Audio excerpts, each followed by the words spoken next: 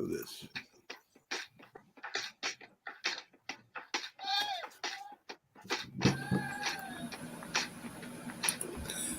This is a presentation of Northeast Streaming Sports.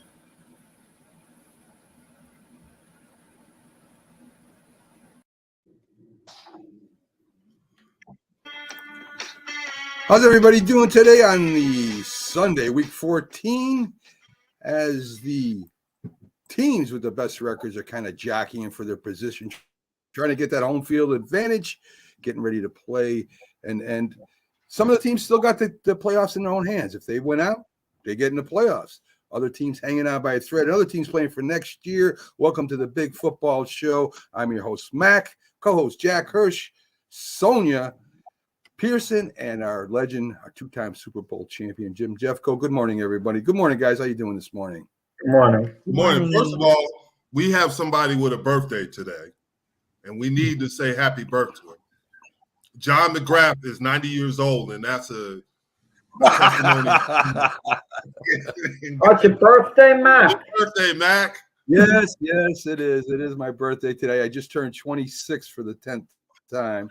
And thanks for that, Jim. I appreciate that. Happy birthday. Anyway, let's get back to Well, happy birthday, Mac. I wouldn't be on the show if it were my birthday. You know I have in my contract that's an off day. You do. You have a lot of things in your contract you're going to find out coming up soon, Jack.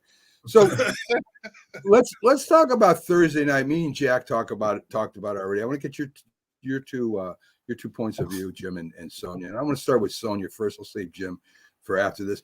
You know, the Patriots beat Pittsburgh Steelers. They go up quick, 21 points, I think, in the first quarter. Most points they've scored all year. But I want to look at the Patriots because we got Keith coming. I want you guys to talk a little bit about the Steelers.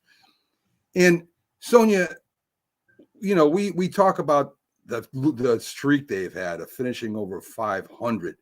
And, you know, last year, I think I even remember if it was last year or maybe the year before, where Mike Tomlin was actually on video celebrating that the team made over 500 again.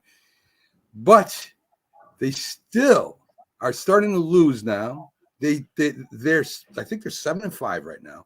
They have a chance to get 7-6. Thanks, Jack. They've lost their last two games, and it doesn't look like they're a playoff team, Sonia. What are your thoughts on the Steelers? So first of all, I just knew that the Steelers would win that game. I had them in my pick'ems, and they, disappointed me. I never thought that Belichick would pull up like he did, but he did. I do not think the Patriots Junior would win the game. I don't think. I honestly do not think that they are a playoff team. Mike Tomlin has been on and off the hot seat for a few seasons now, as far as how he's looked throughout the season. They've been able to kind of like pull a rabbit out of magician's hats, so to speak, in some instances, just at the last minute to just kind of eke right under that playoff spot. But this year, I just don't see it happening. The Steelers have a reputation for relationships with their coaches. I think they've had 6 in their history, I think, if I'm correct. It's not a lot. And so Mike Tomlin has been kind of, like I said, in and out that hot seat position for quite a while. And I honestly think this may be the year that we see Tomlin at a minimum have a sit down. They're not going to make the playoffs. If they do, it's probably going to be in the hunt, and if that's even considered a playoff position, and they're going to be eliminated soon thereafter. So I just don't see, this is not the same Steelers that we saw with Roethlisberger. And even with Roethlisberger towards the end of his career, we saw them struggling. So with the injury with Kenny Pickett right now, and I always talk about the quarterback carousel, they definitely are not playoff contenders. Good morning, Rick. Jim, they have been riding the Cowboys for the last couple of years. They've gone 12-5. And people are saying, well, the Cowboys can't win the big game. They can't do this. And yet Pittsburgh has not won a playoff game at all. I don't know in how long. They haven't been to the Super Bowl in years. And as Sonia, I think their quarterback room is all second-string quarterbacks, in my opinion. I don't think they got his first-string quarterback over there at all. I don't trust Pickett. So, Jim, when you're driving towards the playoffs, first, I want your comment on that. And second, when you drive into the playoffs like you guys did, I mean, what does it take to get to that, where you're going to go to the playoffs and you're going to win there? So first, Pittsburgh, is this the last year for Tomlin if he doesn't make the playoffs? Well, I'll never forget what Jimmy Johnson told me when everything went down with Jerry Johnson. And Al Davis was a proponent of this too. After a certain amount of time, the players don't hear you anymore. And he always said that. And he said that's why he never stayed anywhere more than 5 years. Tomlin obviously has been there for quite a while. But I think the players are tuning him out. I really do believe that because the offense, you see this one player, I don't know, and Keith probably knows his name, he's disinterested. That's a player you cut because he's hurting your whole team and things like that. And he's letting it, he said, well, I'm talking to him. I'm trying to motivate him. But still, he's losing the locker room. And that's what's hurting him, in my opinion, because December is when you have to start really moving forward. You can't take steps back. You can't take steps back. You got to move forward. And good morning, Rick. Jim, unless you have any inside information, how do you know Mike Tomlin is losing the locker room? Well, It's just a perception on the outside. No, look at how he hasn't done that player. I think Keith probably knows his name, but that one receiver is disruptive to the whole team. He is so disruptive to the whole team because he doesn't give 100% effort. How do you let a player like that, and you're asking the other players to give everything they have, and you let a player do that every game? Pickens. I mean, that's ridiculous. Well, he's an elite receiver, though. It's Yeah, not he wasn't elite the other Why is he night. elite? Yeah. What makes him elite? What makes him elite? Oh, What makes him elite? he's the number one receiver on the Steelers. It's not clearly. Pickens, You it's know. Johnson, isn't it? You know, Johnson what I is the number- found a Johnson little is the more number one. alarming. It's not an elite Jack, receiver. Jack, what is that? What makes him elite? What has he done that makes him elite? I love when people say people are elite. What has Pickens done to make that man elite right now? He's Pickett's number one target. Pickett is out he's right not. now, and Pickett is Johnson healthy. is. I'm a Johnson is. little more Jack, that's not concerned. being elite. I played with elite receivers, and they're divas. I know they're divas, but they play hard because they got a lot of pride. When you just I'm a judge, half-assing it, that's no good because that hurts your team. I think Jim makes a great point that he's lost the team, and you could tell how you tell that is how they're playing on the field. That's how you tell they're losing. If you're going to lose the last two games to the teams you should beat, and you got a chance to make the playoffs, there's a problem with the coaches and the players right now. And to me, that just shows it on the field. Let's think welcome him. Go ahead, Jack. Go ahead, Jack. You lose the team when you're not competitive. They got off to a bad start against New England. They were down 21-3. They ultimately lost 21-18. They fought back, but they lost the game. If you've lost the team isn't competitive. They don't have fight in them. And the Steelers, they had fight in them against New England, even though they lost. Yeah, I think the special teams helped them out. So let's talk about New England. Welcome Keith Angle from TGI Sports, our residential Patriots expert. Keith, Zappy comes in. He throws for good morning. Throws for 3 touchdowns. New England scores more points. Yeah, more points than they have in a while. And we're seeing a tale of two coaches here. Two of the greatest coaches to coach in maybe the last, 15, 20 years. And you see Belichick going with Zappy, sitting down Mac Jones, and going up against Tomlin. The biggest thing I took away from that is what Belichick said about Zappy. There was no up and downs. It was consistent. There was no emotion. He stayed confident out there. And this is the praise he gave Zappy. Not that he threw 3 touchdowns, that he kept calm and that he was confident out there, Keith. Well, he showed plenty of emotion, just not the negative emotion that Mac Jones has been showing for most of the season. He played well. The first half, there were some up and downs because the second half wasn't nearly as good as the first half.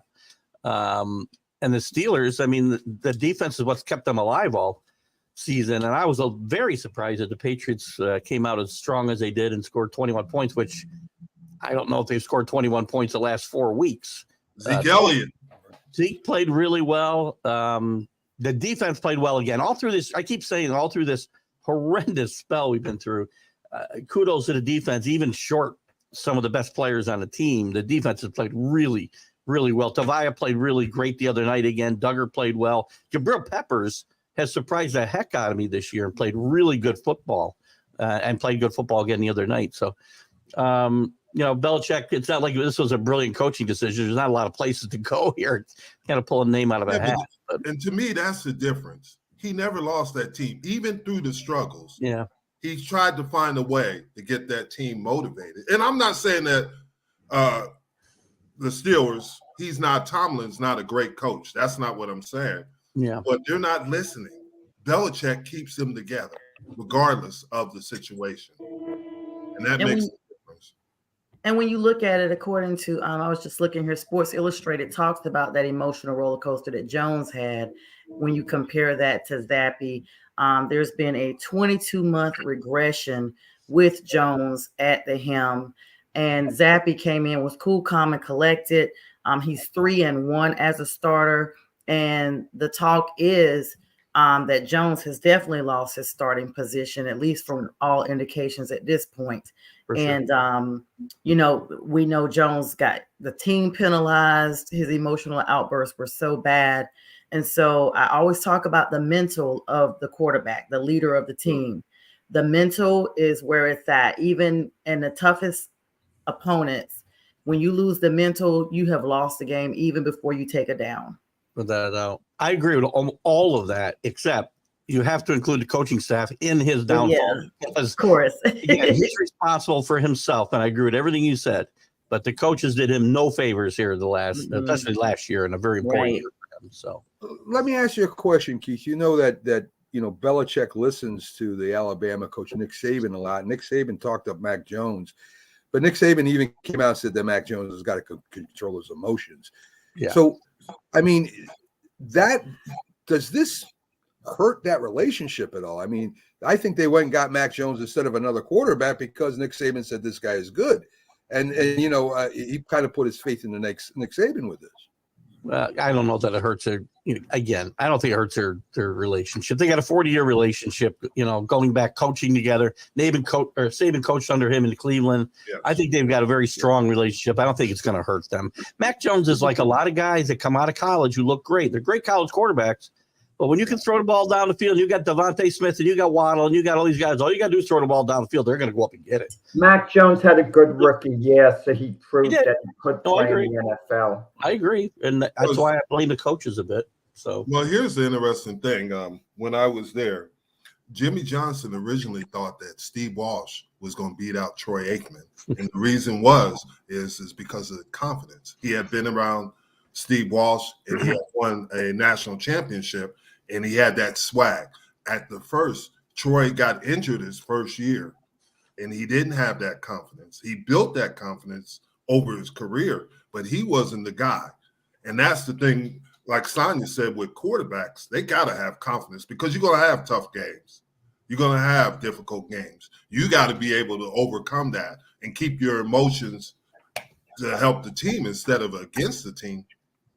that's fine. It's a great point because even these great coaches and player evaluators like Jimmy Johnson and even Bill Parcells, who won, Yes. he famously broke up with the Patriots because he wanted to shop for the groceries if they wanted to cook the dinner, right? And what people forget, when Bill Parcells first got to New England, he wanted Rick Meyer and not Drew Bledsoe. So that tells you a little bit. These guys can make mistakes. Yes. That would have been a disaster. Parcells has made a ton of them as a personnel evaluator. Great. Oh coach, my God, but Bill a Parcells has personal been out of the evaluator, game he's for really 20 bad. years. Jack, you're going to get Keep it muted. today, guys. Let's get it to keep it today, guys. We're talking about college quarterbacks. Well, And Belichick has lost that edge in the front office as well, by the way, to make it more relevant. Belichick has lost that There you edge. go. That's where he's fallen behind. Let's talk about the college quarterback award, right? I don't consider it the Heisman Trophy anymore. I mean, there wasn't even a nominated wide receiver, defensive player, running back. Let's just put all There the wasn't quarterbacks. nominated. All the big Marvin players. Harrison was there last night. Yes. Was he in the top 4? Yeah, he finished. He was at the ceremony last night. Yes. He was Best in the player top in the 4. country. By the way. I didn't see him in the top 4. I saw 4 quarterbacks. Yeah, no. You had 3 quarterbacks: Bo Nix, Michael Penix, and Jaden Daniels and Martin Harrison. Jaden Daniels. Oh, No, they Marvin were all Harrison. on Okay, so Mhm. oh yeah, And they were all I invited turned to it the off ceremony. early. I turned it off early. My bad. I didn't want to hear about where they grew up and they were fishing on Thursdays and stuff like that. But anyway, Keith, Jaden Daniels does win the Heisman Trophy for LSU. Again, they're making a lot of comparisons. Well, I shouldn't say comparisons, but there's pictures of him and Joe Burrows, and another LSU quarterback does win the Heisman Trophy. What are your thoughts on that? Daniels pulled away late in the season. He had a lot of big games. I mean, the rushing numbers really kind of separated him from the other two. Had some big games, had a big game anyway against, I don't even know who they played. You know how the SEC plays a cupcake in week 11 every year. And he ran up some really big numbers that day. But he had some record-setting games late in the season against, again, league competition. So I think he deserves his award. Listen, Marvin Harrison, in my opinion, is the best player in college football. But he was hindered this year because that offense was not as good as it's been in recent years. The quarterback situation was in flux. In fact, McCord has gone into the transfer portal. And Marvin Harrison has said he may stay another year. Yeah. What really surprised me, what really surprised me about the voting was how far Bo Nix was behind Michael Penix. I was shocked. He was way behind Michael Penix, and I would have thought Bo Nix was just a bit ahead of Michael Penix. But did you watch them when they played against each other? The first game was close. The second game. Yeah, it's the 2 losses that hurt him, right? I think overall Michael Penix didn't have as good a year as Bo Nix. So, Chief, Well, what's someone funny should that you just go ahead, Jack. Marvin Harrison to stay an extra year at Ohio State because he wants to beat Michigan. What a mistake, because if he loses to Michigan again, stays an extra year, he's wasted a whole year of his NFL career. Well, as Jack, much as it hurts never he'll to get beat plenty to Michigan, say, so it's not that big a deal. 25.5 million tells me he wants to stay. Yeah. The one thing about You know- Jaden Daniels winning this award, his team was not a playoff contender at Thank all. you. And Thank he is the first quarterback, the first player period since 2016 to win this award despite the team not being in a conference championship. So that's big news. But that's not Tony Big was news losing is my he mind. was a transfer Tony from was losing Arizona. my mind. From Arizona State in 2022, just last year. So one season and he's already won that. That's not really a criteria for the award, though. If you go back farther than that, I mean, you got to go way back because I'm old. But there's a lot of players that have won this and not been on championship caliber teams too. True. But you just said Nick's lost because he had 2 bad games, Right. but yet No, they were just Yeah, out of the lost. top, the top 4, and then he gets it, but he's not even in the top Well, yeah. whatever they place. But this is So, since I mean, that- 2016. So, Yeah, so, I he's mean- the first player since 2016. Like there had been for the last few years, not, these high caliber teams that are conference champions have been putting together these Heisman Trophy winners. But he's the first player since 2016. Well, they have the great visibility too, right? So they're in the news every week because their team is doing so well too. So that Right. certainly helps them. Right. That's very true. Very true. So, Keith, let's talk a little bit. I know, listen, me and Jack everybody's discussed this to almost nauseation now. Give me your thoughts on the Final Four. Not so much Florida State didn't get in it because I think a lot of people think they should have. But who? If you had to pick the order of the weakest to the strongest to the weakest, who would be your 4 teams there? I think I'm okay with the ranking that they have right now, to be honest with you. I like Michigan at number 1 until they get beat. Washington is undefeated as well, and then you got the 2 lost teams. I like the order that they have. I think you've got some good matchups. I mean, Harbaugh's got to go show he can beat the SEC now. He's got to go beat Alabama. And if he's going to get that monkey off his back, this is the year to do it. As well as Alabama's played, and especially in the second half, and gotten better and better. This still isn't a vintage Nick Saban team. This is his best coaching job, by the way, in his career, in my mind. But this still isn't a classic Alabama team. And this is if he's going to beat him, it's going to be now. Keith, I Thank just you, want to say something. Is it just me that I look most forward to the consolation game, Georgia and Florida State?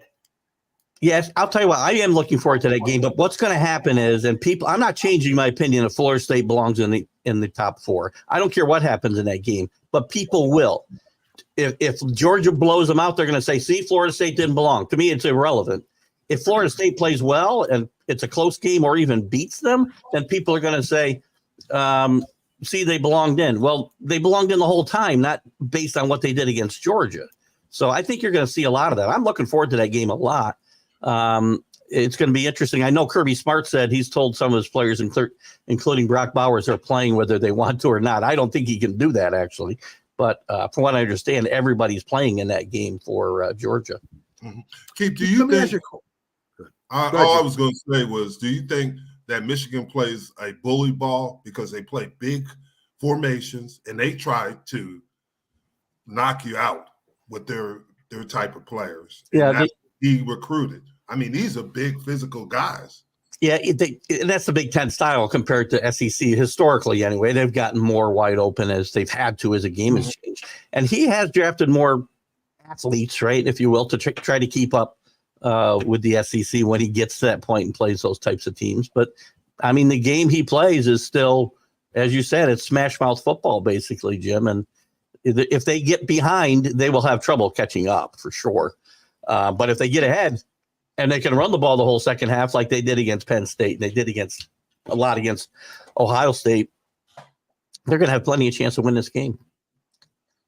The biggest question I got of all this, we're talking the 2 undefeated teams, Michigan and Washington. Did they play SEC teams, either one of them, Keith? No, they did not. No. So, I mean, how good is Michigan beat Ohio State, which is a good team. They had a relevant chance to be in the top 4. Penn State's not that good, really. I mean, to be honest with you, as far as to be in the playoff round. Washington hasn't played a SEC team this year. How do we know how good Washington is and really how good Michigan is? Well, that's a great question because, I mean, Michigan's best win is against Ohio State in conference, right? Washington's best 2 wins are against Oregon, who up until last week, people thought were maybe the best team in the country, even though they've had that first loss to Washington. So they've got 2 really good wins, both in conference, though. Alabama's best win is over the number 1 team in the country and the 2-time defending champion.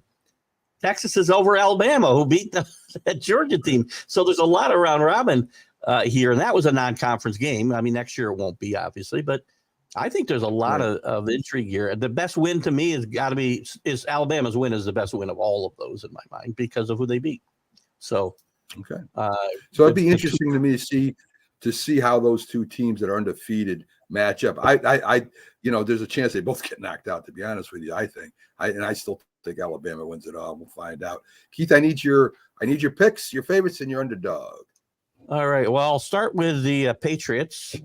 I can't take that game, can I? Shit. Damn it. Well, I mean, hey, listen, you won't lose. I don't know if that's even. Well, there is that, right? I'll get a no. All right, I'll go 49ers. Okay. Ravens. Dolphins. Going all big spreads this week.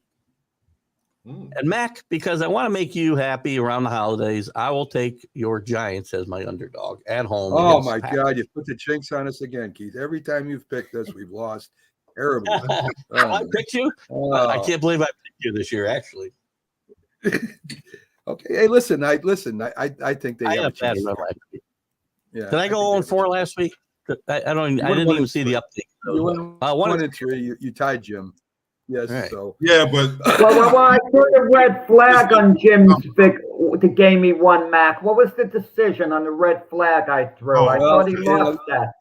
There was not enough evidence to overturn it, Jack. We had to go with what was ruled. The poor guy's about to get lapped by the field. Jack, leave him alone. I'm out of red flags against Jim Keith. You're gonna have to throw the red flag on Jim next time. You do it, Sonia. Yes, Jack is not a good winner.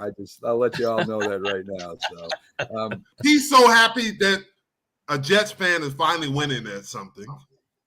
That's true. I'm going That to is use the Jets to help me with my picks. I might pick against them.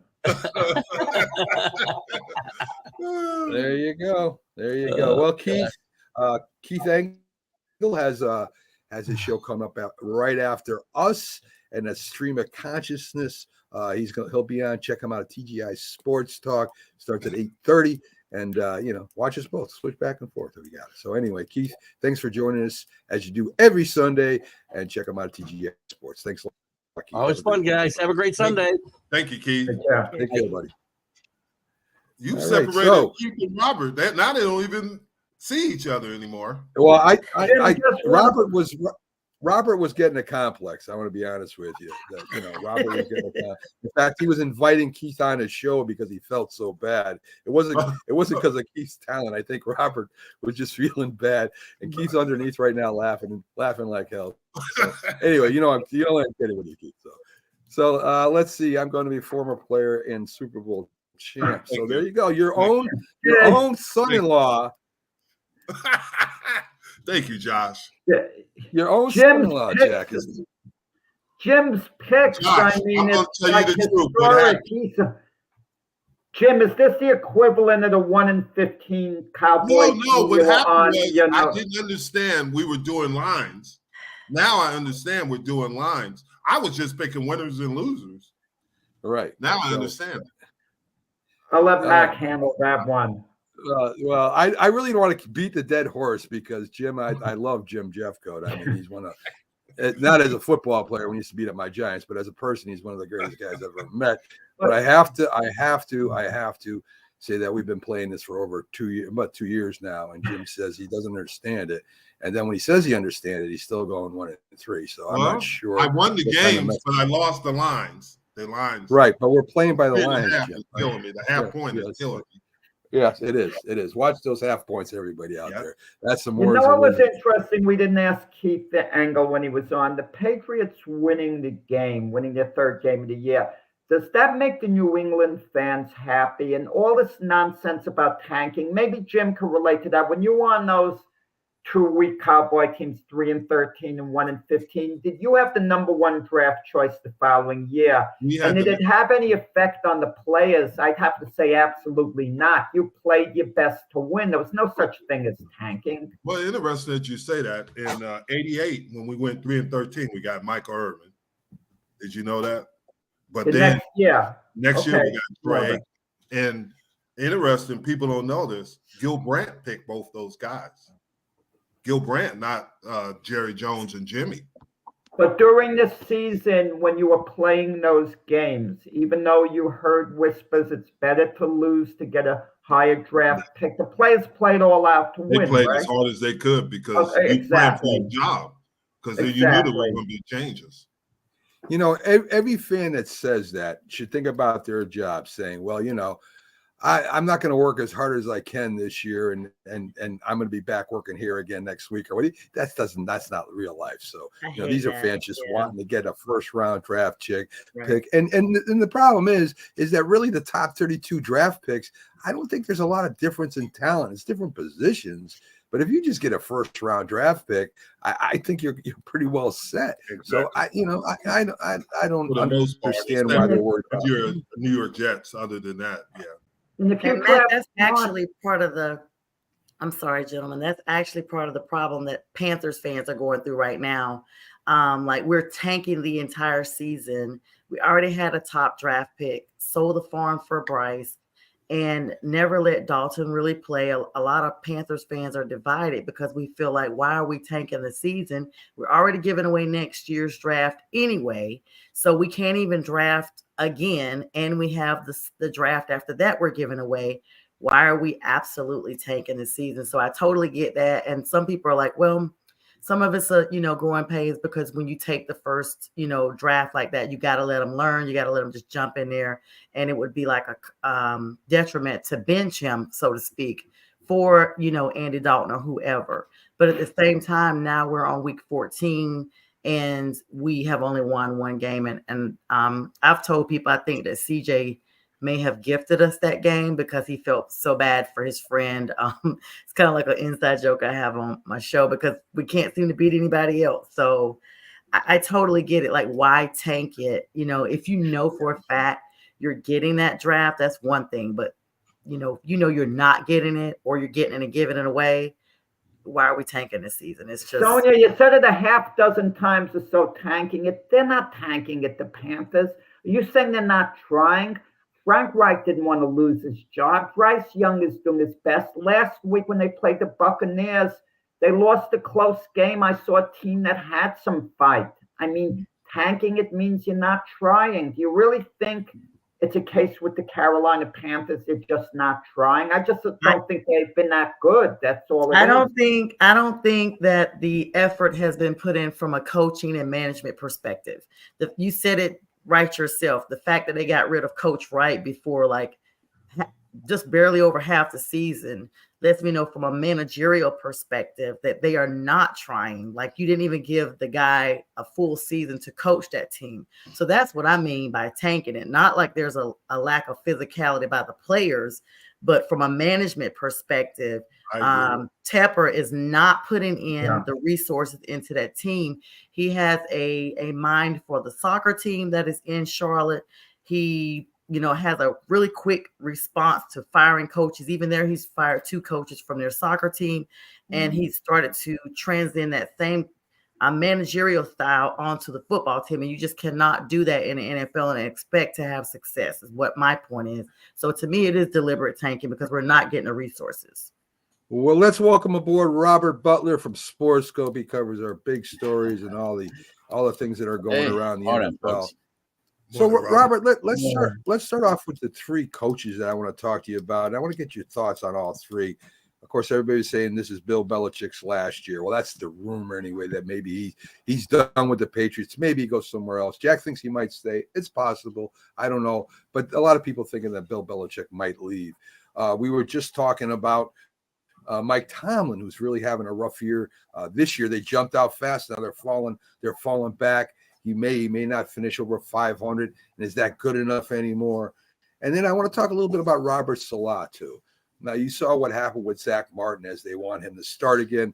I don't think Zach Martin's heart is really into it. So he's going to go out and play, going to give it his best. But he's been like the whipping boy for the Jets for the last couple of years, right? We're going to sit you down. You're not playing well. It's not the offensive line's fault. It's Zach Wilson's fault. This year he gets benched again. Boyle's put it. He's kicked out. That other guy, Simeon, whatever his name is, they throw him in there. He can't play. Now they're going to put him back out there again. And if he loses, if he fumbles, it's Zach Wilson's fault again. So I think that's terrible coaching over the past couple of years by Robert Saleh with his players. Belichick may be ineffective. They did win last week. I think Mike Tomlin's fallen off. I think Robert Saleh is probably doing worse than both of them put together, Robert. Yeah. What's the common denominator there? Well, they're all defensive-minded head coaches. Folks, since 2019, there hasn't been a defensive-minded head coach in the Super Bowl. In the Super Bowl, there has not been a defensive-minded head coach in the Super Bowl. Belichick, there was a report Albert Breer had earlier this week that he's involved in the offensive scheme now with and Bill O'Brien is wanting that to get out because it's hurting his reputation for a head coaching job. So not only is he running the draft in the ground, Bill Belichick, which is never successful. I don't know why any owner would let a head coach pick the players. I know Jimmy Johnson had some success 30 years ago with that. But remember, he only lasted 5 years. Over time, that's never proven to be right. As far as Tomlin, I've been saying this for 7 or 8 years.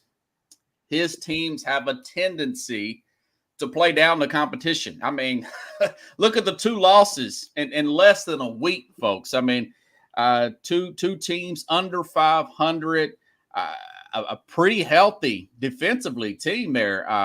TJ Watt, Fitzpatrick. These are high-dollar players there with the Steelers there. And, of course, Saleh, for him, he's throwing something against the wall and hoping it sticks. All these teams have offensive line problems, but it's the common denominator there with these defensive-minded head coaches. They've got to get with it. These offensive-minded guys, they're winning with backup quarterbacks. Yeah, I have to disagree with you. What is the team that has the biggest turnaround this year?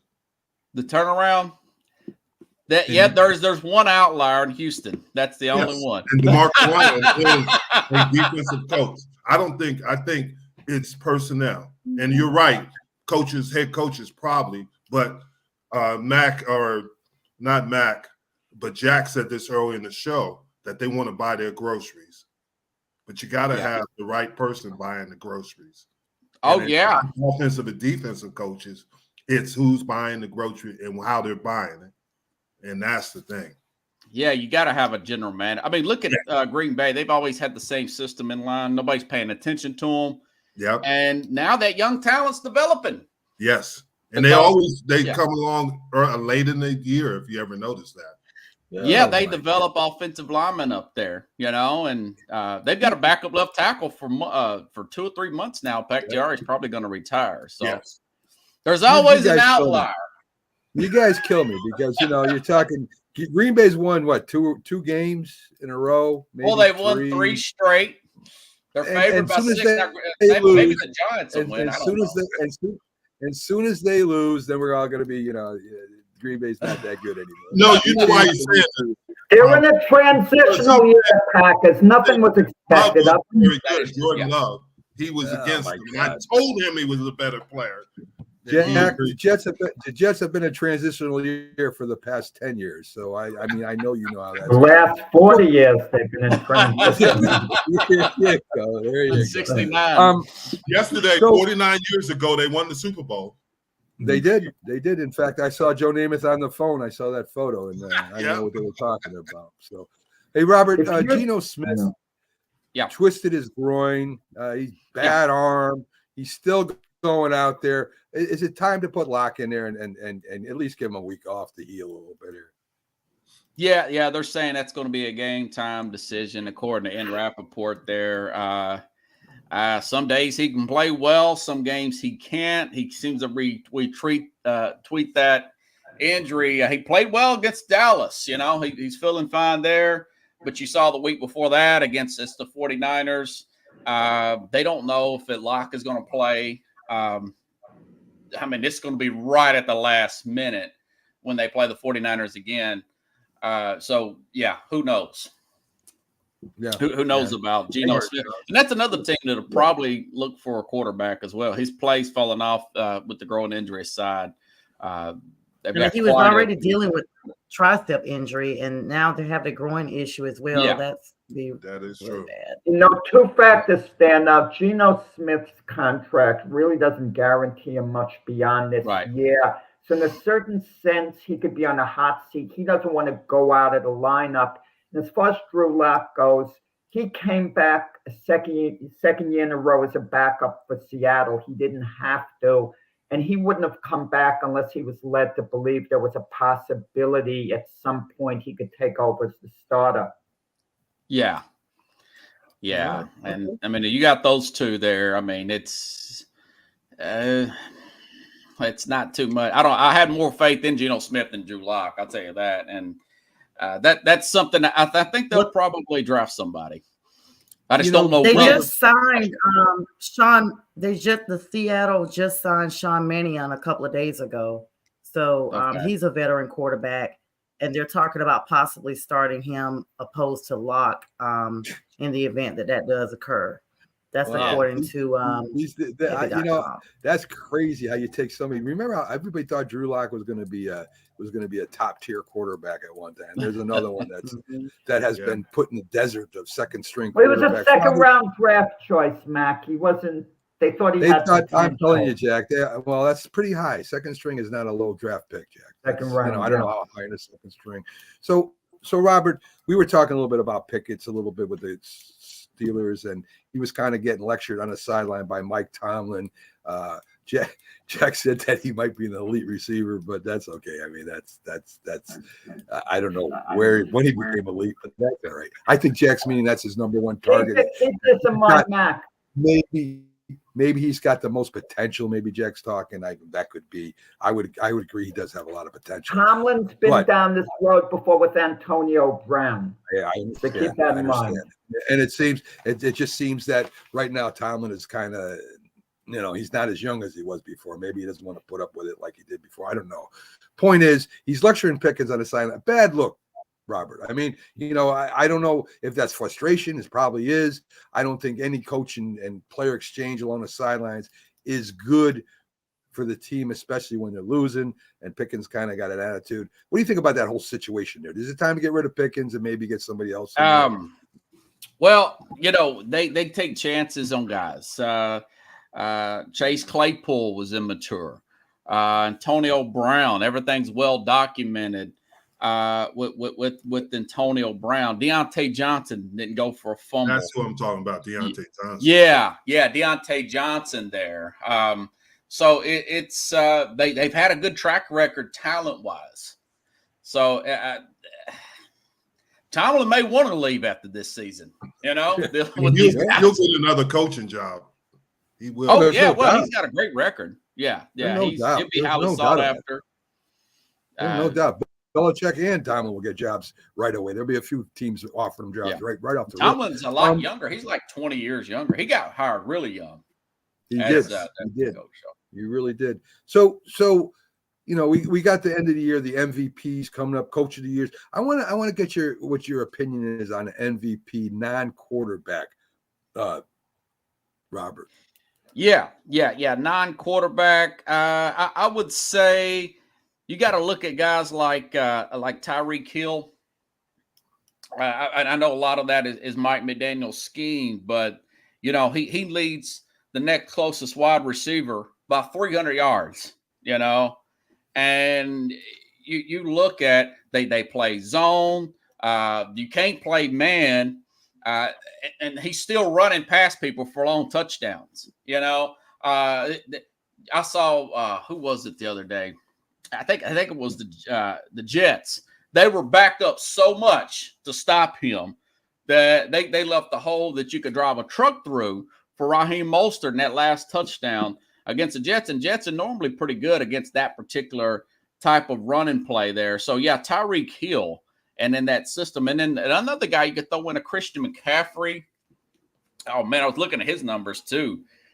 First in yards, second in touchdowns. He's going to get the ball, and he still scores. I mean, I like the way that they flipped the scheme around and got around that Eagles defense the other day. So, yeah, I thought his career was on the downward trend too, and you got him in the right system. You could throw those two non-quarterbacks in there. No, let me ask you a question, Robert. Nobody will say this, but the 49ers are a different team with Trent Williams. Yeah. I was about to say Trent Williams is doing he'll never get the MVP without him. Yeah. And that's why that kills the Brock Purdy argument for me. Some people are throwing, some of the national media, they're throwing out Brock Purdy.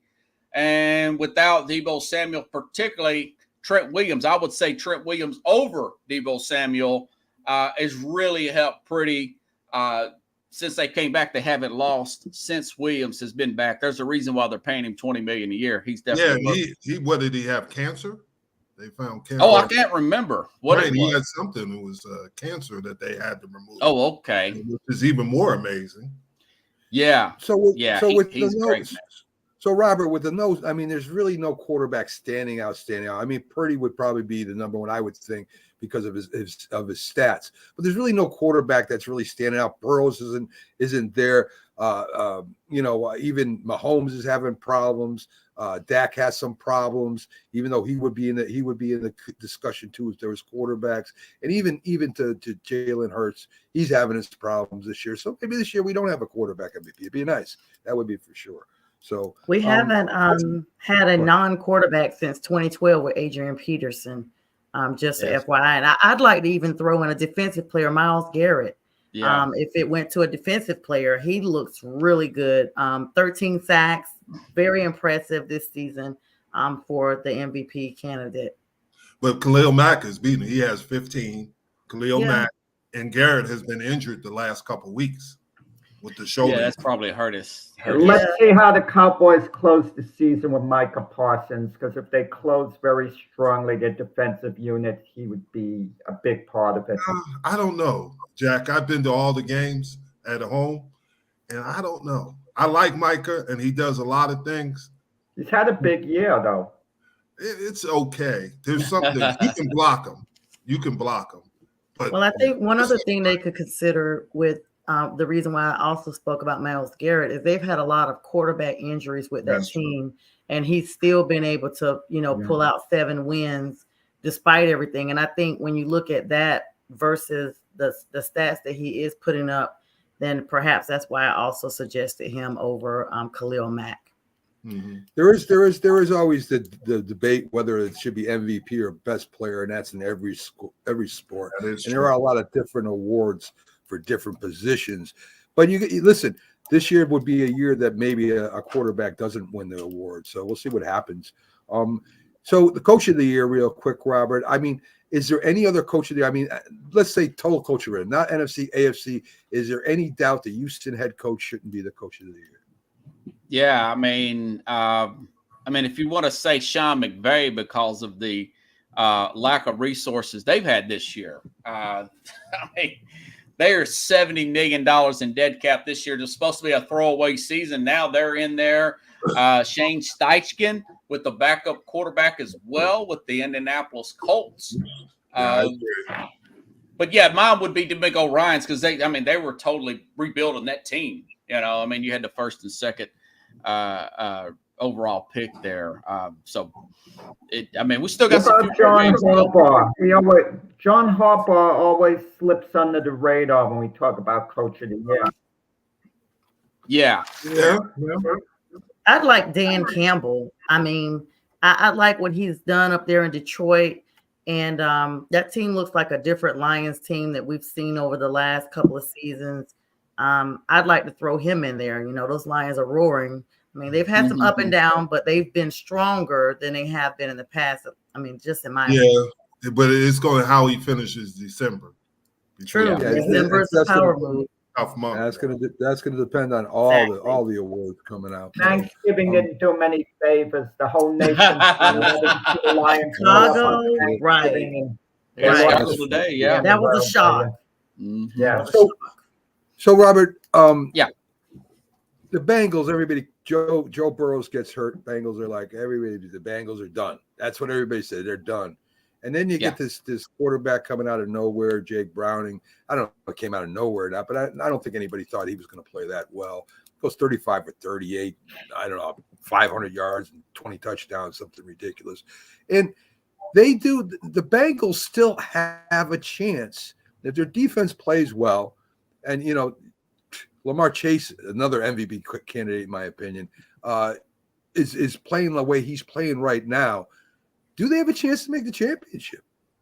I don't know about the champion. And there you go. Zach Taylor, another offensive minded. And I buried this guy. I thought that was one of the worst hires ever when he got hired. But I know that the Cincinnati owner is notoriously cheap. So I figured, you know what? He wouldn't fire Zach Taylor until the last second on his contract, last minute left on his contract. He don't want to pay him a minute extra. And Taylor's turned out to be pretty good with Browning so far. Now it's still a few more games. I think they'll pull off a big win today. They got to play the Colts. That's actually a big win. Or that's a big game, actually, because both of them are in there. 11 catches for Jamar Chase there. Huge game there last week. So we'll see how this thing works out. It could fall apart. A lot of times you put in a backup. He does good for a game or two, and then you got the I know about Jake Browning since high school. Folsom Have you really? Yeah, he was. He went to the University of Washington. Yes, and he was a very good quarterback. He played for actually Steve Sarkisian. Okay, the Texas coach. The kid has success at every level he's been at. He is a very, very good passer. But Jake Browning was in competition with Trevor Siemian for the Bengal backup job, and that competition was going on for a while before Browning eventually won out. If he was that good, he would have put the competition away a lot quicker. No, not necessarily. Because look at Brock Purdy. Well, if Jake Browning can be another Brock Purdy, then the Bengals I don't have think a he's a Brock legitimate Purdy chance because you of got winning Joe the Super Burrow. Bowl. What I'm saying is he's a competent backup. And Look that's- at I Jack always keeping think up he's- with the backup competition. I like that, man. You won up me today, brother. yeah, December, he's like Cooper December Rush. is always the month of variables, and it always depends on Yeah. who wins somewhere else. And even when you have to, root for your nemesis, so to speak, it's several variables that's going to go into whether or not the Bengals are even able to move into the number 7 spot, so to speak. And that would depend on the Chargers game versus the Broncos. And the Chargers would have to win that game. And then the Jets, of course, would have to beat the Texans. So it's a lot of other variables. Of course, Browning does look good, but we have to look at December as that moving month that everything is very important across the board. And we see teams every year kind of sneak right in that we never saw before. So that's going to be important to look at these other teams as well, whether or not they would be able to gift the Bengals this number 7 seed. Well, we shall see what we shall see. Robert, we got Bland, the quarterback from Dallas. He breaks or sets a record, ties a record. I think it was 5 interceptions, if I'm not mistaken, Jim. Yeah. Where he broke the record Maybe this 6, year. yeah. He gets manhandled pretty much by DK Metcalf. He's going up against the same type of receiver this week in AJ Brown. Big guy, he's got some speed. What are your thoughts? Do you think, and I know Jim might be able to answer this question better than you, but I'm going to pose it to you first. Everybody has a bad game, right? I don't care who you are. I don't care if you're the greatest cornerback in the world. You're going to have a bad game every once in a while. Is this because Bland had easier matchups against them before? In other words, was he going up against receivers that might have been not as big and not as strong and not as effective, and that's why he was able to kind of play off them a little bit and come up with them interceptions? Yeah, well, he's being targeted a lot. I'll tell you that. Well, it tells you how good Gilmore is. I was watching the NFL matchup show this morning, and Devontae Smith was getting the better of him in the last Eagles game. They were pointing that out on film there. So it's maybe he's one of the more targeted guys, and he's made adjustments on the fly and getting those picks. So it's going to be interesting, the chess match, to see that today. But also it tells you Gilmore, he's like, 32, 33, still holding his own. I mean, I thought it was going to be a big drop-off after Diggs got hurt 6 or 7 weeks ago. And at spots it is, but for the most part, I think Dallas has held up pretty well, considering how good Diggs was playing prior to his injury. I would agree with that. I think if you notice it in Robert, is what he's struggling with is the fade routes more than the stop routes. The fade routes get him, and that's the problem. He's got to adjust to those fade. He sees it, but for whatever reason, he doesn't react to it. If somebody runs a route where they come back, that's where he's getting his interceptions at, if you notice that. He beats You're him to right. that comeback And route. you're exactly right with A.J. Brown or Devontae Smith. Devontae Smith, and people don't realize, he was the Heisman Trophy winner. There was Man, was he good. Yeah. he's still good. And having A.J. Brown on that team, Quez Watkins is going to be a key because they can handle 2. But the third one, if you notice, the reason they struggled in Seattle is they got 3 receivers that can be. Yeah. And you got the big DK tight end had a coming back career this night. week too. So Yeah, you but got a big tight end. I coming bet back. he's wearing something, a brace on his arm. Yeah. Might be, but it's still going to have to account for him, Jim. So That's going to Robert, be in the passing game. How effective is he going to be with a brace? yeah, we You know shall what I'm see. saying? I know Mark Rivera was pretty good when he had a broken arm. Yeah, but Mark Rivera was a unique guy. He was a tremendous blocker. But I did roll him up. I'm sorry, I didn't want to say that to you. Listen, Jim. I read an article about that, how he got leverage on you and dumped you a couple times. But I wasn't going to say anything. I wasn't going to say anything. You got to do a scouting report on players. My scouting report on Jim was, you run right at Jim. He's not as aggressive anymore. Jim was good chasing, but if a guy would come right at him like Mark Bavaro, Jim would lose a step. Yeah, I'd run the other way, right, Jack? Well, you would back off a little. You would make it look good. You see that you didn't look bad, but Jack, I was honoring you playing flag football. Yeah. So, really- Robert, Yeah. there's been a lot made of the Giants feud between the Ball and Wink Martindale there, right? They've been saying they're at odds and stuff like that. And you've seen them discussing things a little loudly on the sideline. Have they been exaggerated? I mean, it seems like Martindale wants to come back next year. Oh yeah, that we'll find out at the end of the season. I've seen coaches do that before, and you see all kinds of stuff out there. But yeah, like I said, we'll find out at the end of the season. There, I remember one time. Now, if it gets out of hand, like Jeff. Like the Oilers one time. What was it, Buddy Ryan there? Did you see that? Punch? Kevin, Now, if Kevin- that happens, Tim's main man, Buddy Ryan. But I let me think- tell you, Rob, the rumor with the Ball and Martindale, I have to believe there's some truth to it. Why would Martindale say, I want to come back next year? Why even say that? That is Just true. say we're concentrating on this year. And all these rumors are going about, and of course the Ball and Martindale are going to want to make nice on the surface.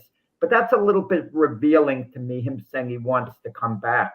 yeah, the two Type A personalities there, Mhm. and we'll see. I mean, the Ball's doing a good job right now with DeVito. But do you get the feeling, Rob, that the Ball really might not mind dumping Martindale, but he's so popular within the locker room that he might just wait till after the season? That's probably more like it. I mean, it's when you get what was it, Buddy Ryan and who's the heck, Ditka? They barely spoke. Then the 85 Bears. After the Super Bowl win, they carried Buddy Ryan off. I mean, so true. it can work. It can work. I don't like a guy. If I know he gets it done, there's a lot of people I've managed over the years.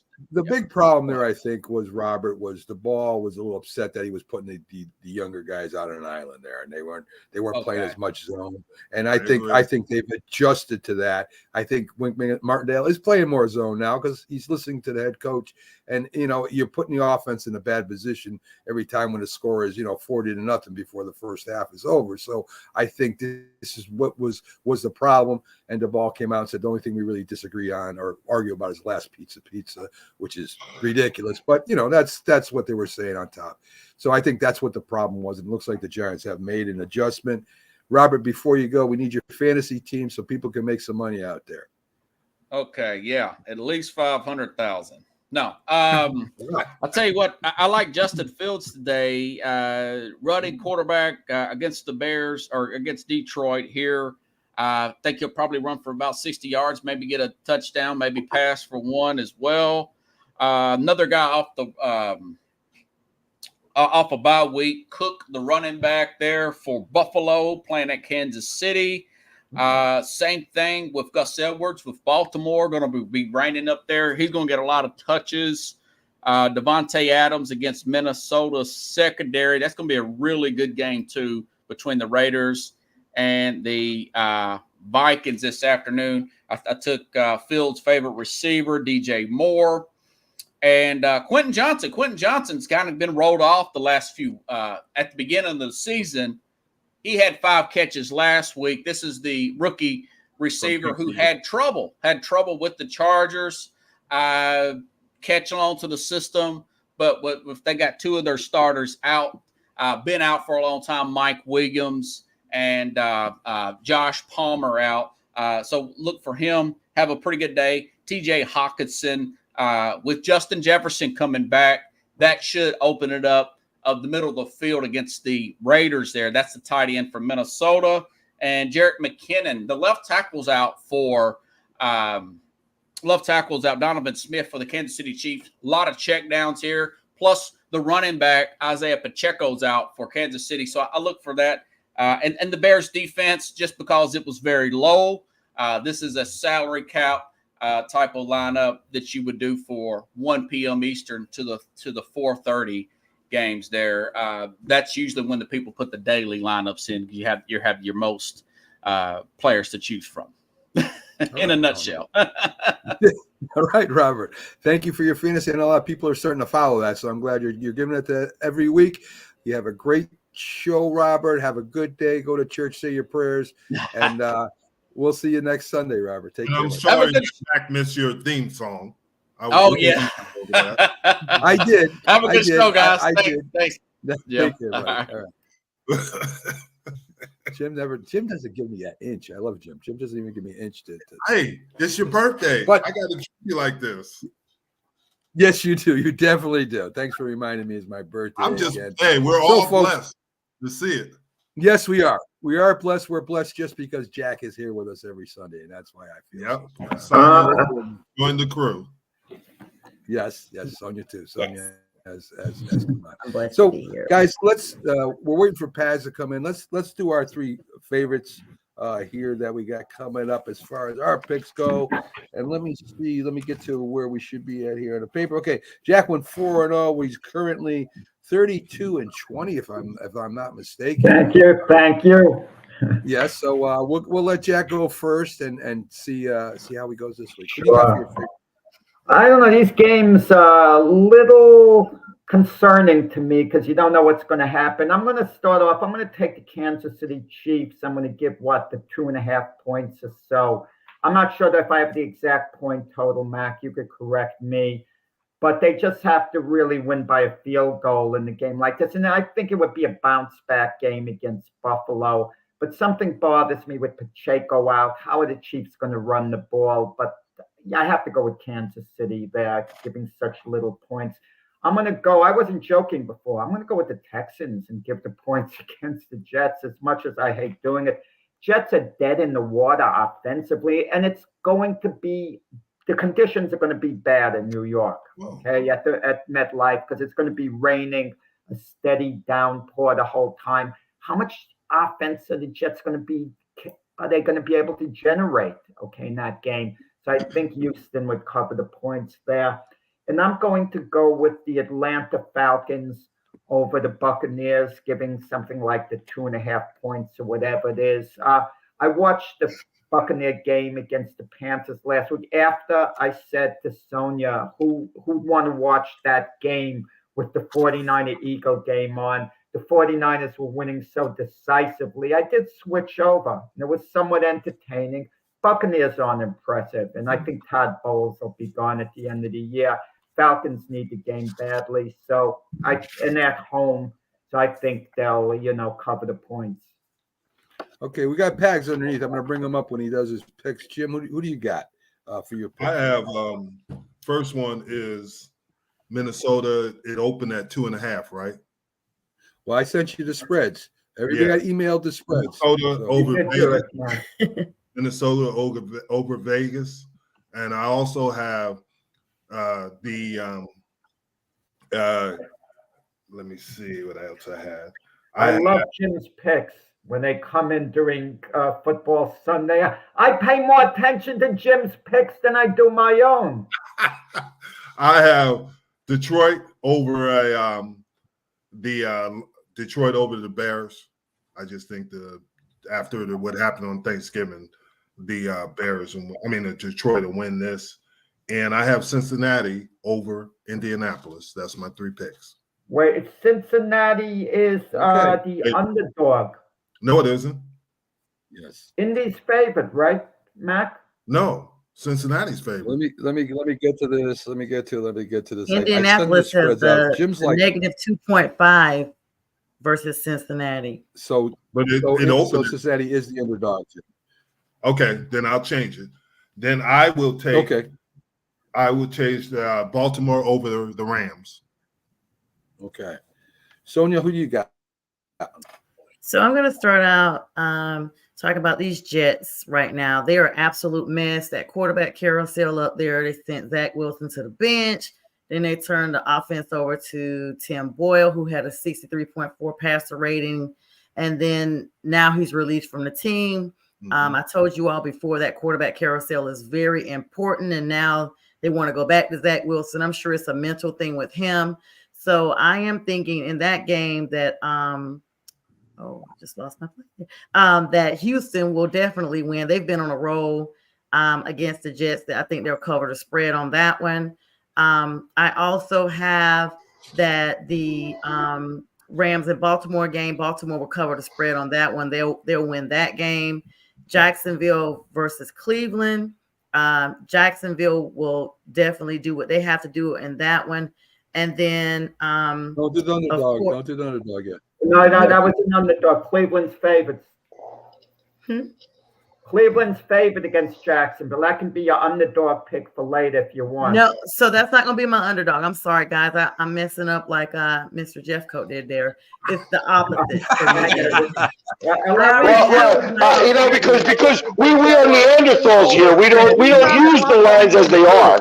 No, you're doing so well, Sonia. Sonia learns from her mistakes. Okay, so Sonia, who's your third favorite? It'd be good for Jim. So my third pick will be that the Lions Bears game. I think that the Bears are going to get it done today.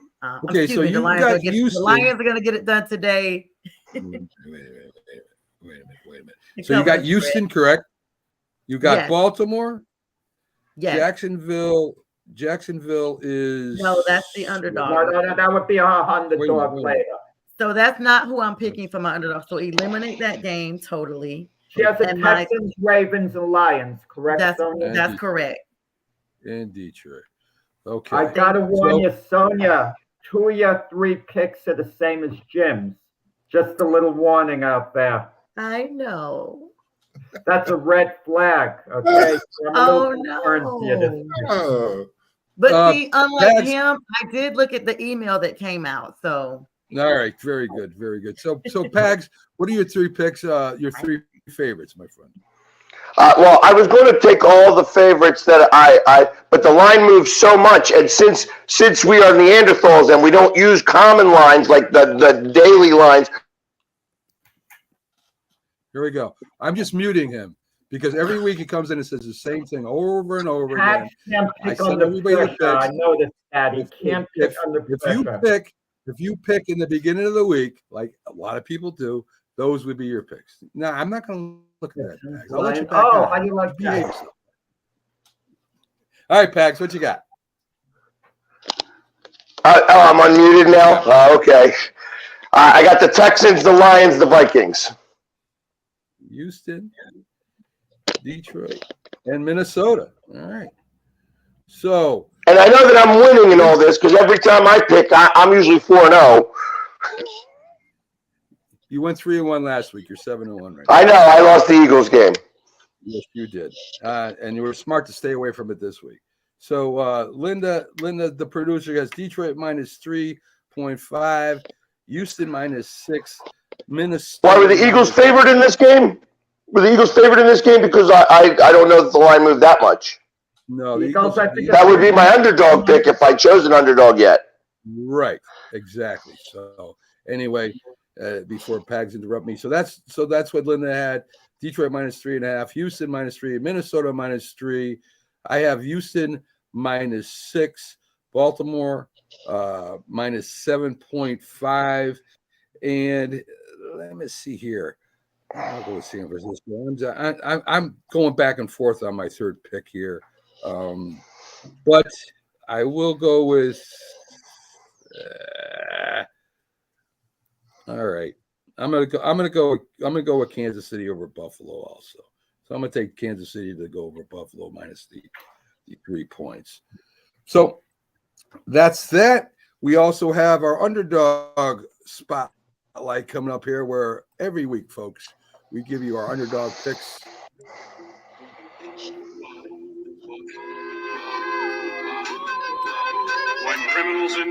The best cartoon theme song of all time.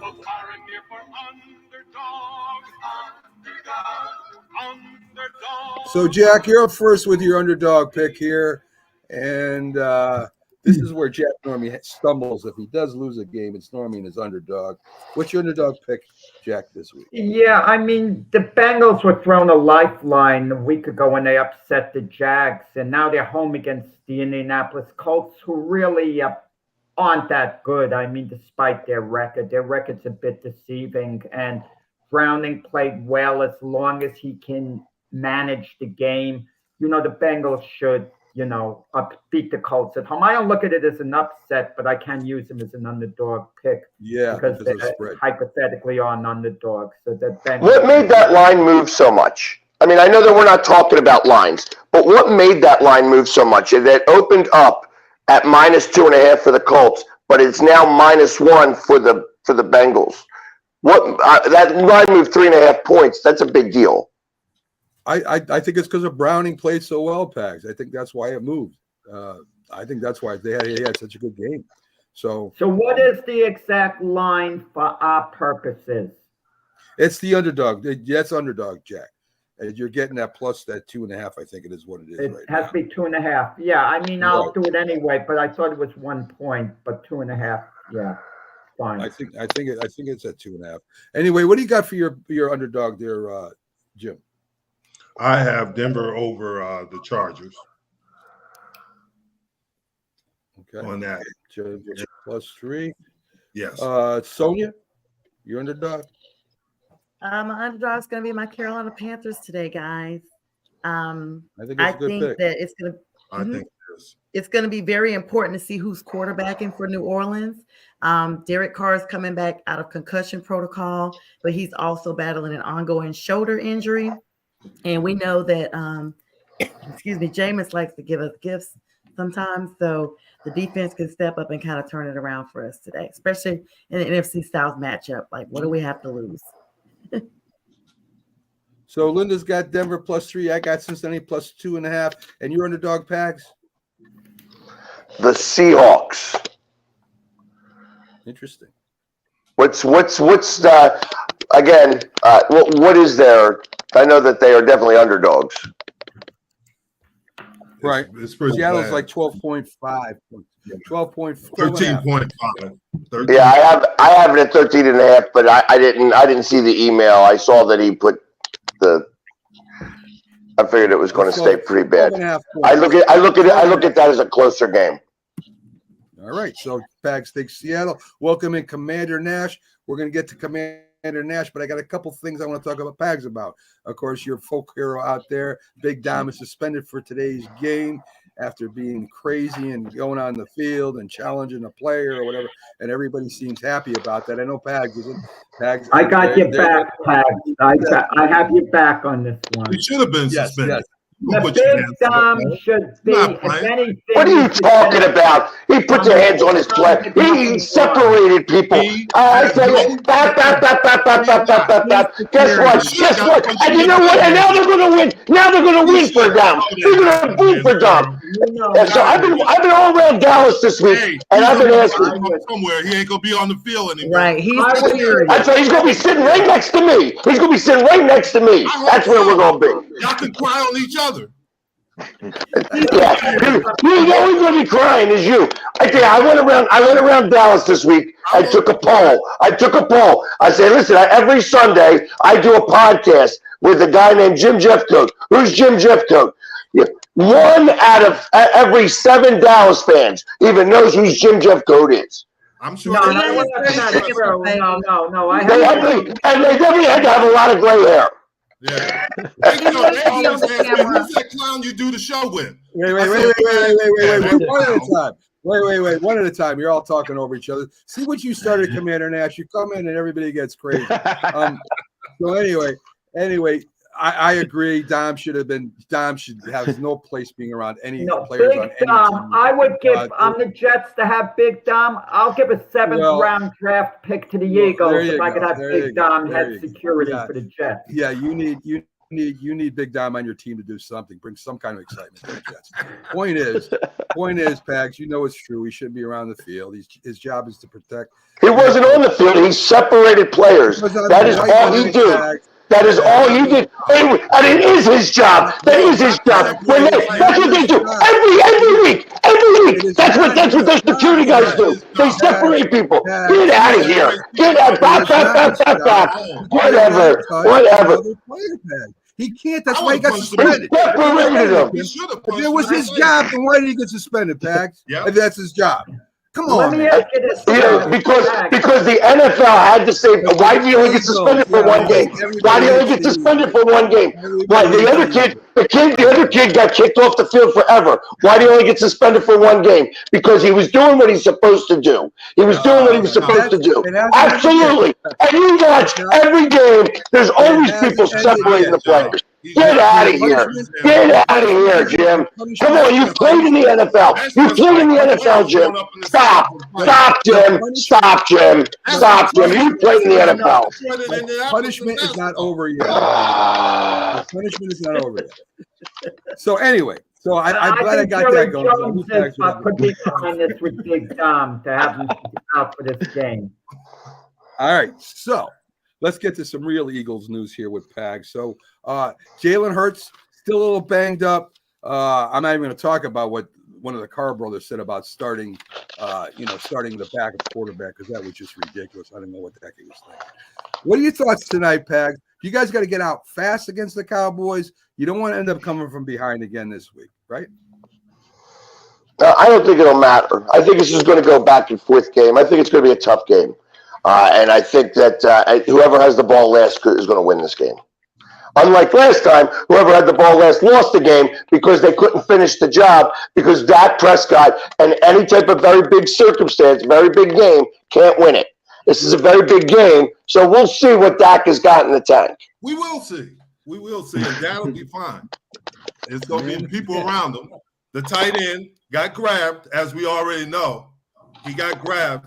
That should have been a touchdown. Oh, wow! We're going to cry about the refs. Wow! Come on. Stop it, Jim. Stop it. You're making excuses already. We know, but it's not going to happen that way tonight.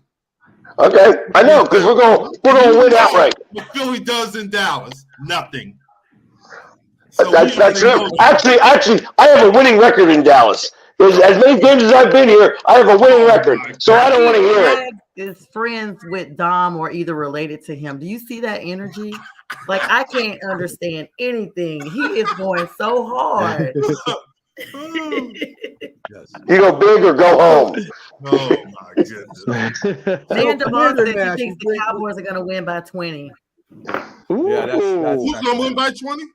That's what the comment says. Man DeVos said the Cowboys will win by 20. I think it's going to be a close Wow. game. I think it's going to be, he is right. It's going to be back and forth. I don't think it'll be the last play again, but it's going to be a very tough game for both teams. But so Commander Nash, I'm trying to get you in here, Commander. They're not letting me get you. You're good, man. I'm enjoying this. Nice. Good morning and happy birthday. Thank you. Wait, Matt. Isn't Commander Nash the guy who said he defers to Jim when it comes to the weekly pick? Isn't he the guy who said that earlier? How are you doing, Commander? I'm good. How y'all doing this morning? That's nothing wrong.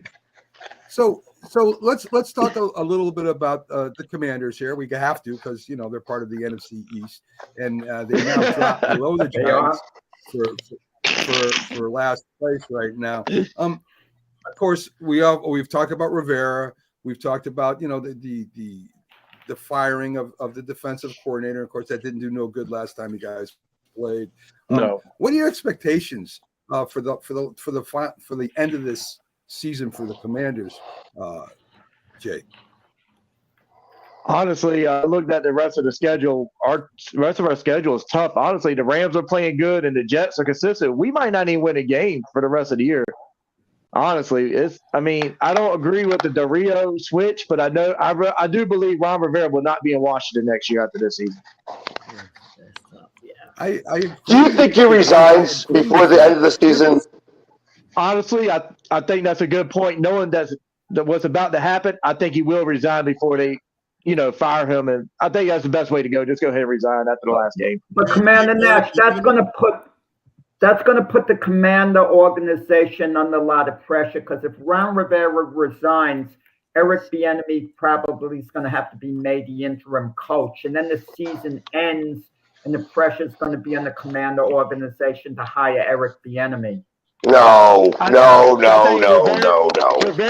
Rivera will finish out the year. Harris came out and said that he's going to finish out the season, and then let him resign after the last game when we played Dallas. Let him resign. Let Eric take over automatically as head coach and let him making his changes in January. The word was that that the Commanders were interested in Jim Harbaugh, and because of that, Michigan is trying to put together a lucrative deal to keep Harbaugh in Michigan because the Commanders have, so to speak, been highly interested in bringing him in because Rivera will not return. What do you think about that? I think Jim Harbaugh's a great coach, but I don't think that's fair to Eric. We brought him in. His title is assistant head coach. He's the next one in line. Give him a shot. I just knowing how Josh Harris operates through the Sixers, there's no chance that they're going to hire Eric Bieniemy as the coach for the first coach that they have in their tenure. No chance in hell, especially because of the history that comes along with him. And I think that's part of the problem there. He's not. Unfortunately, his past is going to catch up with him in this case. And there's no chance, I think, no chance at all that the Harris Group hires Bieniemy as the head coach. Wouldn't it's going to be clean. His past would have caught up to him by now. He's been a big name out there. Every year he's up for a coaching job and never gets it. Yes, exactly. Yeah, and this is going to be another one. Look at what he's doing with Sam Howell with no offensive line. Let me ask you this, Commander Nash. Let me ask you this: the season ticket holders are getting upset. The prices are going up. Absolutely. They're building things over there, and you're putting a product out there that's not that good, even though they just took over. Do you think it's smart for the ownership to go in and start raising season ticket prices right after a year like this? Absolutely not. I talked to a lot of season ticket holders. It's not the upper level that's going up. It's the club level or dream level, anywhere from 8.9 to 11.3%. A lot of people are frustrated because look at the product we had this year. I don't think you should go about that in your first year. I'm a proud season ticket holder myself, and I strongly disagree that approach on the season ticket holder. Because you think about it, every game, and Pat can agree to this, every home game we have, even the Miami Dolphin game, our fans been outnumbered. That stadium was 70% Miami Dolphin fans, hands down, easy. You need to give discounts, reward the ones that have been showing up all year. That's how you bring them back. Do you think Martin Mayhew with the ownership change that it's going to go up another 8% next season for Commanders fans? That's what we're absolutely. Last year, a lot of people don't know. Last year it went up. Mine went up last year as well because I was going to add another season ticket, to keep bringing fan of the days to the game. But they're going up more and more, and that's not fair because a lot of people have already making second thoughts whether or not they're going to be a season ticket holder next year. Do you think he's going to clean the house and take Mayhew and everybody else with him? And just start all over. Absolutely, Mayhew. I think he'll be gone, and Jason Wright will be gone as well. I think that's their approach. They're just waiting on the timing of it. I don't think you should do it right now because we're not in playoff contention. Just let it finish out and then start off 2024 clean slate. So there's no point in switching coaching now. We've talked about this before as far as tanking and all that goes. Of course, really NFL teams, the players don't tank. The coaches really don't tank. Maybe the organization in a way does. Maybe they don't properly set something up, or they start firing coaches or whatever. But I mean, if you're going to start next year, I would imagine you're going to give your young quarterback another shot. You got some talent on that team. Yes. Jay. I mean, there is talent on that team. You're just looking for something to put it together. And I mean, this organization's been through, for the last few years, been through so turbulent that, I think it hurts the team. So, I mean, even with the prices being raised and all that, you guys still have a decent foundation to start off. You just need a head coach. Yes, I agree. We need a coach. I like Ron Rivera. He fought cancer. He was a great player for the 85 Bears and a great coach for Carolina, which they had talent. Rivera, he just don't bring the energy no more. It's the same thing. Change the culture. We're going to work on the fundamentals, go back to the basics. No, we need somebody that's going to bring fire and energy. And you heard what Jonathan Allen said. He's tired of losing. He's been in Washington for 7 years. But you got to look at it from a fan perspective. Some of us fans been there 30 or 40 years. We're kind of frustrated as well. But the biggest thing we do need to address is the stadium. I mean, the stadium didn't have hot water after the Giants game. The stadium, the evacuation went off. Alarm went off against Miami. The stadium is a big issue as well for people to come to. You think they'll move back to Washington, D.C.? The RFK site's been back and forth in politics all year. They're trying to release it, but they have built so much around the site. I don't see you can flip park it. I think they're going to go somewhere else. I think a lot of the local residents don't want the stadium back on that site. Is there enough of a body of work on Sam Howell going forward? Is he the franchise quarterback, or is the jury still out? And how long can the jury be out for? Absolutely. Sam Howell should get a start next year. Look at his numbers. He's in the top 5 in passing yards, considering the offensive line. He hasn't missed a snap all year. He's gotten sacked, 50 times already? And he's tough. He keeps getting back up.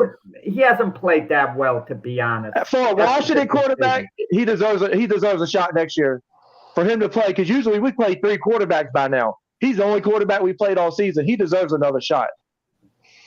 Well, what would you think is the real issue? Because I know we talk about recruitment, and that goes back to the general manager as well as ownership. But, the Commanders fired Jack Del Rio. They also fired a secondary coach, put everything in Rivera's hands. You have players like Jonathan Allen, who's been there for 7 years, basically saying he's tired of trying to build a character around the team. When you're not given the tools as a coach, and with Washington spiraling down, being ranked 30th in yards for their defense, 16th in yards for 21st in points and 16th in yards for the offense. Where do you actually go? Like, is it really the fault of the coach when all around the recruitment over the last couple of seasons, honestly, has just seemed to be going down? And then they put all this in the lap of the coach, who is struggling with his own health problems and fought back from that. And I love Ron Rivera, his former Carolina Panthers coach. Who is to blame when the tools are not given from an ownership perspective to empower that team to be more successful? Like I said, I'm a big Ron Rivera fan, but Ron Rivera came in before new ownership. They gave him all the power to make all the decisions. So eventually it does fall on the head coach. I mean, I wanted Ron Rivera to see, but he's been with us going on 3 or 4 years, and it's the same 8-8, 7-8 season. He has the power. I mean, we gave him a lot of power. It's just we're still getting the same results. So now I really do think it's time for a head coach change and general manager. I mean, from the top down. I mean, the stadium, everything, almost ownership, Will this ownership group give the next coach the same type of power that Rivera's had? I don't think they will. I think our new ownership will have more say, like a Jerry Jones, than what we gave Rivera. Like you said, Washington is not a. I kind of hate to say this, but do you think because of his sickness kind of took away from his effectiveness? I mean, being a coach, 24-hour day, 7-day-a-week job sometimes, and when you've got, when you're battling disease and stuff like that, it's gotta affect you, and maybe that's why he's not as effective as maybe he would have been if he didn't have cancer or whatever diseases he had there. I don't know, but I would imagine, coaching at that level, you've got to be totally into it. He just hasn't been able to do that, Jay. I felt like that as well, but he also had similar, the similar outcome in Carolina right before he left. I mean, there was one season we were 7-8-1 and just barely got into the playoffs because the entire division was so bad. So, I mean, I don't know what his health status was then. We honestly, no one knew if he was battling anything then because it wasn't publicized. But, of course, I am sympathetic to him having, health issues. That would be any of us in any position that we were, forced to work a job.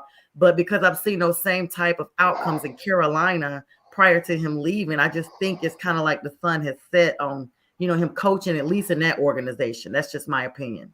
Yeah, Sandra, absolutely. When he was, I agree. Yep. And Ron even took some Panthers with him to Washington. And, that honeymoon phase lasted a little while. And then it just kind of trickled down. So I don't know what the beginning of the problem is. And that's why I said, is it all Rivera or is it the tools he's given? Because we had tools, but then ownership started splitting up the nucleus of our team. And before you knew it, Right. we were where we are now. But you look back at when Rivera was dealing with cancer in 2020, when we switched names from the Washington Redskins to the Washington football team, the players rallied behind him. We ended up making the playoffs with the same situation as Carolina with the division. We got in. The players were there, but they kind of lost that fire for him. They kind of, like you said, they kind of You're talking faded about out. the game where the Eagle, Doug Peterson, basically threw the game to Washington. That's how they won the division. Oh, Jesus. Hey, we'll take it. We took it. Let's not go over there. Commander Nash, one more question for you before we let you go. We know you've got the Yes, sir. you've got the bye week this week. It kind of lets you regroup a little bit. Maybe it makes you come out and play a little harder the following week. You got a lot of people playing for their jobs there, as we went over. So as a Washington I'm ready to say resident fan, as a Commander fan, what are your hopes and aspirations? Are you looking for a big receiver? Are you in the draft? Are you looking for offensive line? I would imagine it'd be offensive line if it was me. But what would you be looking for as your top picks for the draft? First of all, like you said, offensive line. Second of all, linebackers. We let Holcomb go to Pittsburgh. He was one of our leading tacklers. We need linebackers. Hopefully, Force was a great draft pick from safety. He'll come back next year. But the key, we got receivers. I do think we could use a big possession wide receiver, but definitely offensive line and linebackers, without a doubt. Okay, Jay. Thank you for coming in and visiting us. It's been a while. We'll have you back, and of course, a lot more as the season goes on and you guys fall out of the playoff race, and then you're not in the Super Bowl. And we'll have you on there for the whole show. That just to rub it in. No, I'm just kidding with you. So anyway, you have a great day, and we'll see you next week. All right. You too. Enjoy your birthday. Good luck. So that was Commander Nash, and right underneath that, I'm bringing a special guest, Jack. Before you start talking about the Commanders, unless did she leave right now? It looks like she left. Oh, well, I just want to ask Jim a question about wrong person. What's that? You got to. All right. Well, Yes, go ahead. I want to ask Go ahead, him a Jeff. question as a Go player. ahead, Jeff.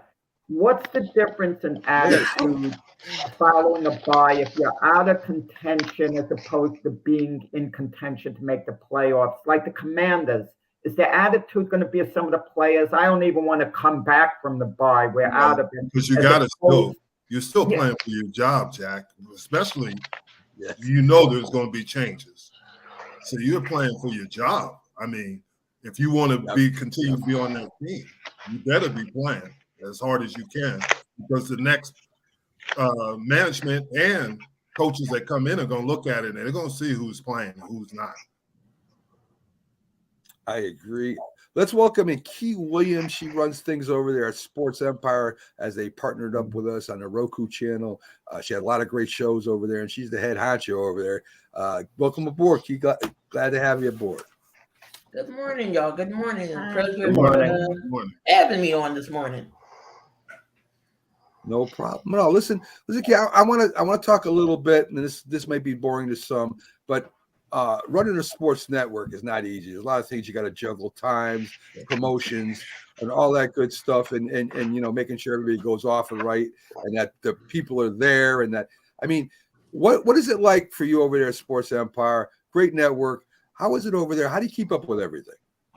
So I'm pretty much, I work behind the scenes. I make sure all the shows and everything get set up. Making sure they're up on the Roku side of things that we joined with y'all. So I'm pretty much behind the scenes. I make sure thumbnails, graphics, working with intros a little bit. So I'm behind the scenes more than on the camera side. I do have a show on the network over there. It's me and another young lady. It's only two of us representing the ladies over there in the male dominated side of things. So we have our own show together, just our perspective on football and NBA. But it's definitely not easy. But we have a good group over there who knows their role and what they have to do. So I really don't have to enforce things much. Just I'm the main one who sets up things. We have another person who sets up their shows, but the ones who can't, I'm the one that makes sure they're up and running. So Key's show she's talking about is Hoop Streams and TD Queens, Touchdown Queens. That's the one they do every Sunday night. And we've had a lot of your hosts on, and they're very well spoken, know a lot about sports. So we're gonna start going through our weekly picks here, Key. And I wanted you on this part to come in and pick with us and see what you think of some of the matchups we do. We do this every week, and we've already given our top 3 and our underdogs. And this is where Jim Jeffcoat shines, because this is where the pressure is. And Jim picks these games excellent because he doesn't have to put his name to them. So we can't stay up with Jim with these picks. So we'll see how he does. I agree. Get everybody's picks. The exhibition. Games. They're mad because the 2 best teams in the NFC East are playing today, and obviously y'all already know who I rep if y'all look at my poster back here. So y'all already know the team that I'm going with. Go Birds! Go Birds! But we got the Giants here and the Jets in Carolina, and they're not very good this year. So they're just watching the games, and they're not cheering for anybody. Really? Well, see, when we go to playoffs, Jim, we win the Super Bowl, other than the Cowboys. All right. So anyway, so let's get to I said when we go to the Super Bowl recently, we win. When we go to the playoffs, we go to the Super Bowl. I won the Super Bowl. I never lost the Super Bowl. All right. No, that's true. That's true. But that was 1975, Jim. So let's talk about today's sports a little bit more. Let's talk about the Tampa Bay Buccaneers in Atlanta. I know one of us picked it. Tampa Bay and Atlanta. Are they the favorites now? Are they the favorites to win that South, Jack? What do you think? I think so at this point. I mean, it's who wants to win that division. It's right there for the taking. And as dreadful as the Carolina Panthers have been, if they just had won a couple of more games this year, they'd actually be in the mix, as crazy as it is. I think the Falcons have the best personnel at the end. And what's going on at New Orleans, there's a bit of discontent there. I think when the smoke clears, at this point, I think the Falcons are going to win the division. Jim, you on board with that? You taking Atlanta? I know you love the Atlanta Falcons. Oh, here we go. But I think Atlanta Tampa Bay is in disarray right now. And they got some injuries. I just think Atlanta's going to sneak this one out at home. Hey, wait a minute. Sonya, do they have any Ludacris, is he coming from repelling from the stadium or anything? No, hip hop is not being recognized today, y'all, down here. Right. So no. All right. So, but I think Atlanta will win it. All right. They should. Is that okay? So so does that influence the picks at all, Sonya? I mean, if he was coming down, Atlanta definitely wins it, or Tampa? What happens? So, all right. So I think Atlanta gets the home advantage just because they are here and they do want to win the South. Me being a Panthers fan and living here in this city is extremely difficult. And so it's a lot of rah-rah, even though everybody's separated by one freaking game. Like, are you serious? Like you said, if the Panthers had won a couple more games, we'd have been just as competitive. But we had to go 1-11 for us to we had to lose that many games to stay out of the competition. I'll just put it like that. So it's a toilet bowl fest. If they want to get a toilet brush and clean up behind themselves, congrats to them. Atlanta will probably win today. Home advantage is cloudy down here. It's a little cool. Baker Mayfield is looking like he did in Carolina, just a little bit shifty. And so I feel like Bijan's going to have a good game today. It's December. This is the month that everything gets shook up. And I think Bijan's trying to put up numbers to make sure he at least gets in the running with CJ for Offensive Player of the Year. And so I got Atlanta, and I think they'll cover that little tiny spread that they gave them of the 2.5. So they probably win it by a field goal. Well, that's probably the most thoroughly I've ever heard an Atlanta game broken down all year. Thank you, Sonya. Bags, what is your pick there this week? Is Tampa Bay have a chance here? Listen, you got Baker Mayfield. It's still the Atlanta Falcons. I mean, let's not act like this is the best team in the league here. Tampa Bay has a shot, don't they? Yeah, actually, I think that Atlanta steps on themselves. Actually, I feel like that this is going to be a mess all the way to Week 17, that division. So I kind of think Tampa, like Baker Mayfield, plays out of his mind today, and he actually brings them to a win. Key, what's your thoughts on here? Again, the South, whoever wins this division, I don't think is going anywhere. This is just who wins the division, and that's their award. Who do you got today? I'm also going to take Tampa. I think Mike Evans is going to be the difference maker. Mike Evans had 10 straight seasons with over 1,000-yard season, each 10 seasons with 7 different quarterbacks. That's 7 different quarterbacks. You had Brady, you had Baker Mayfield, Blaine Gabbert, Josh McCown. He still gets the job done with every quarterback is in front of him. Mike Evans is going to be the difference maker today in this game. And Atlanta's so flip-floppy. One week they look good, and one week they look horrible. That South is still up for grabs. And I'm still going to go in a bold position and say New Orleans is still going to win this division, but I'm going with Tampa today. All right, so Tampa Bay almost split here with that.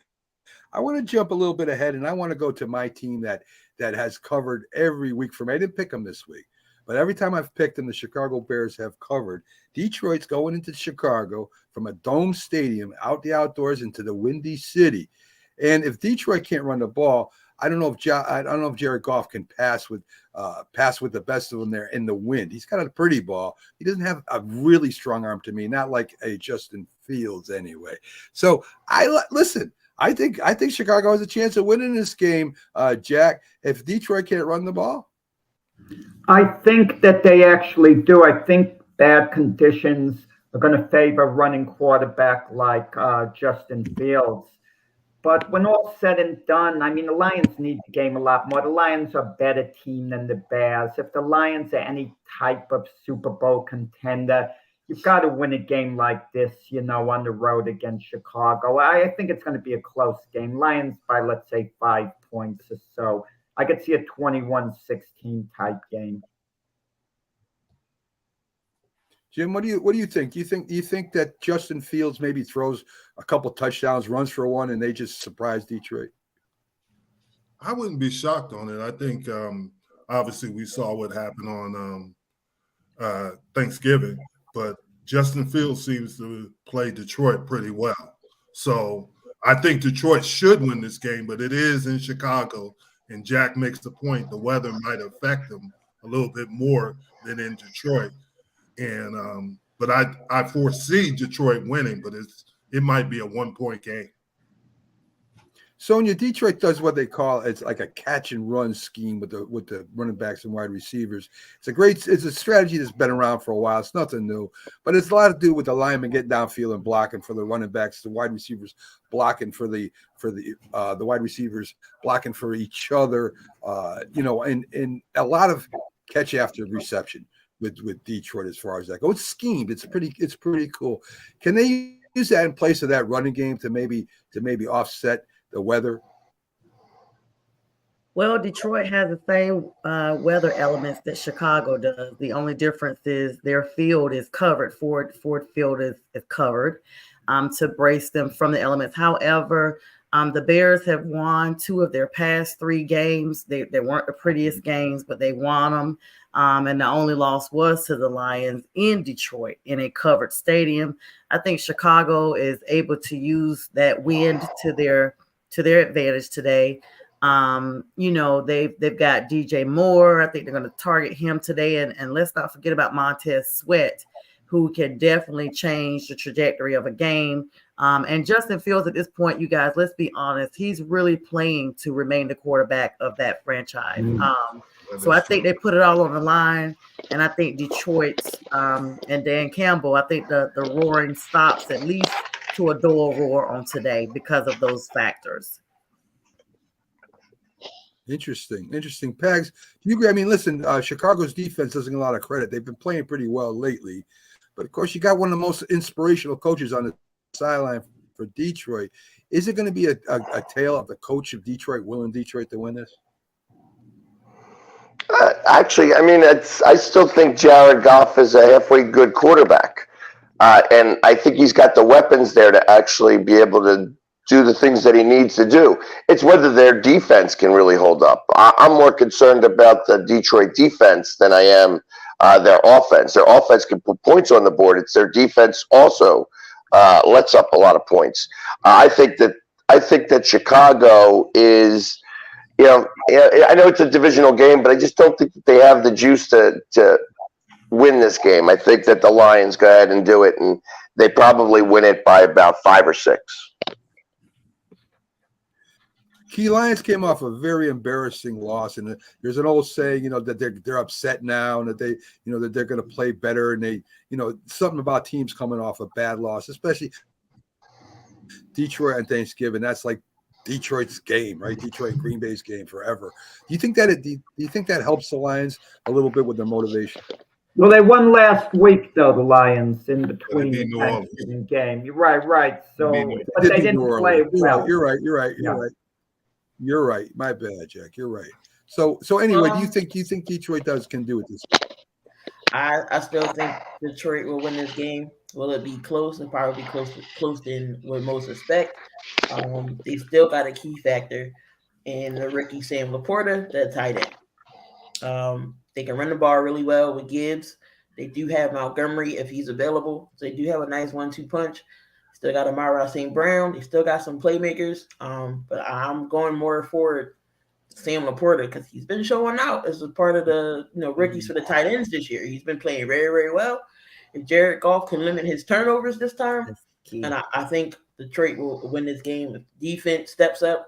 And Dan Campbell was a great coach getting those guys motivated over there. Ben Johnson as well, helping out with the offensive side of things. I mean, so I like Detroit. All right. We got the Jags with the injured Trevor Lawrence there. That he said they're saying it's gonna be a game time decision. I don't know if he plays or not. If he does, it might hurt him. If he doesn't, it might hurt him even more, Jack. So if you're the head coach of the Jags, what are you going to do? You're going to sit him down this game, let him rest, and see what's going on. Are you going to play him because you need to win?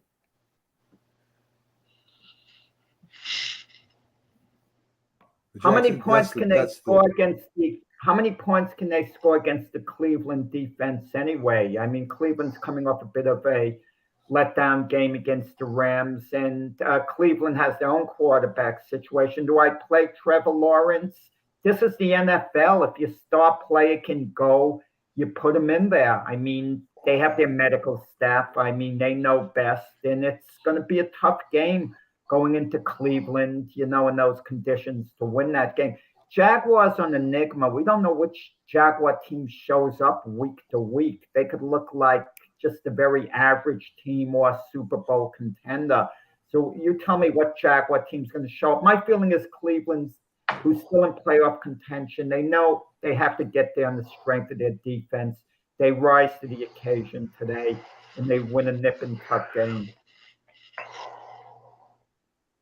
Jim, you play defensive end. You knew when the quarterback was banged up or not, and I would imagine even the players today, they're gonna put a lot of pressure on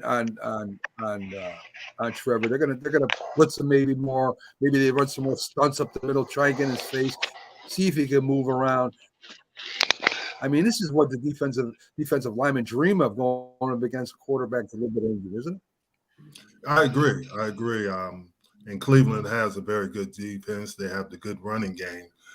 Jacksonville has been playing pretty well for the most of the season, but I think being in Cleveland, the injury to their Jacksonville's quarterback is going to make a difference. About 2.5, half point is always dangerous. I'm finding out.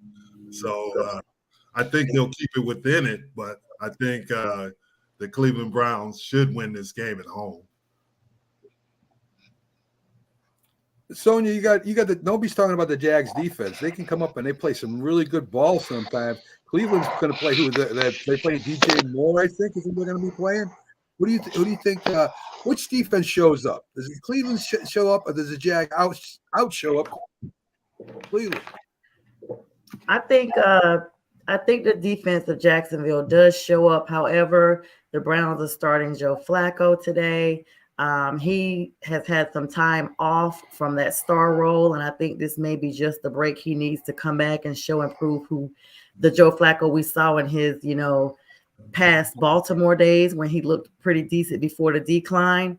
And so even though I think that Jacksonville's defense does make a show today, I feel like with the Browns being 5-1 at home, I don't see them taking another L on today. So that would be my pick would be the Browns. And then, of course, with Trevor Lawrence being questionable, that's going to be a huge key because even if he does play, he's still injured. Sonia, Yeah, if Cleveland Flacco not wins, it being won't be injured. because it's Joe Flacco. It'll be in spite of him. Well, I mean, Thank you. I know Pags? people have, it's Joe Flacco, I've heard all the little stuff, but I honestly think sometimes it's kind of like the Zach Wilson position in Green Bay. They were going to take him out of the equation. They brought in Aaron Rodgers. Aaron gets hurt. And then all of a sudden, Zach is putting that into that position for the first couple of games. He does try to, win and look like who he's supposed to be because he's afraid of his job being threatened. So that's why I said, we may see less of a Flacco today. And, 1 point wins the game. That's all it takes. Listen, Joe Flacco is not a starting quarterback in the NFL today. That's for sure. I think DJ Moore would do a better job. At least he can move around a little bit. And I just think Joe's all done. That's my opinion. Pags, who you got today? Cleveland or the Jags? The Jags need to score 20 points. That's what Flacco's ceiling is 19 points. That's all he can score. That's what he did. That's what he did with Baltimore, and Baltimore's defense was able to keep everybody under 19 points. That's how they won a Super Bowl with Joe Flacco. So my expectation is that the Jags will score 20 points or 20 points or more this week. Whether Lawrence plays or not, they will actually game plan pretty well around him. And that the Browns defense, as good as they are, unfortunately aren't going to be able to score the points for them. And that offense is going to remain stagnant, and you're going to see the Jags win. Well, Key, I don't know about that. I mean, there's interceptions, there's fumbles, there's blocked punts, there's things that defense can do. And listen, Myles Garrett is an MVP candidate this year, and he's caused a lot of turnovers. Can Myles Garrett help push Cleveland over Jacksonville? I'm gonna ride with Jacksonville here still. I know it's going to be risky if I'm, if I'm Doug Peterson. A high ankle sprain over quarterback. I wouldn't risk it. He's no Patrick Mahomes. You seen what Patrick did. Not unless they're going to shoot him up with the patty shot and let him play on the ankle sprain. But it's going to affect when he drops back and throw. It's going to affect him. Trevor Lawrence is a little mobile a little bit. He can get outside the pocket and he can run when need be. So that's going to hurt him. I still think if he doesn't play, I think CJ Beathard can still fling the football and still get the job done. We might see a heavy dose of Travis Etienne today. But Jacksonville's defense has been playing well. Don't forget about the other Josh Allen. Josh Allen has been balling on that defensive side, and so has I think his name. Let me not butcher it. Ologbunken. I think that's how you say his name. Like that. I know you're talking about. He's been balling too. But I'm gonna go with the Jags. This might be like a one-score game, maybe 5-6 points. I think the Jags still can get it done, even if they don't play Trevor today. So we've talked about Dallas and Eagles already. We really haven't touched on Kansas City and Buffalo. Huge game for the Bills. I think Kansas City wins the division no matter what. The Bills are in a dogfight. They still have an outside chance to go to the division, win the division, depending on what Miami does. They still have a good shot to get in the wild card. It's pretty much in their hands, Jack. What is Buffalo going to do today that's going to help them beat Kansas City? Well, they're going to have to try to run the ball because Kansas City's run defense really hasn't been that good this year. Their pass defense has, and that means Josh Allen's probably going to be flushed out of the pocket at times, and he's going to take off. It'll be the usual routine. Will Stephon Diggs have a big game? And Buffalo's been kind of erratic this year. They're up and down. And I touched on this earlier. Chiefs coming off a loss, being at home now. It's going to be tough to beat the Chiefs. If the Chiefs lose this game, the whole AFC is wide open. They've lost their favorite status.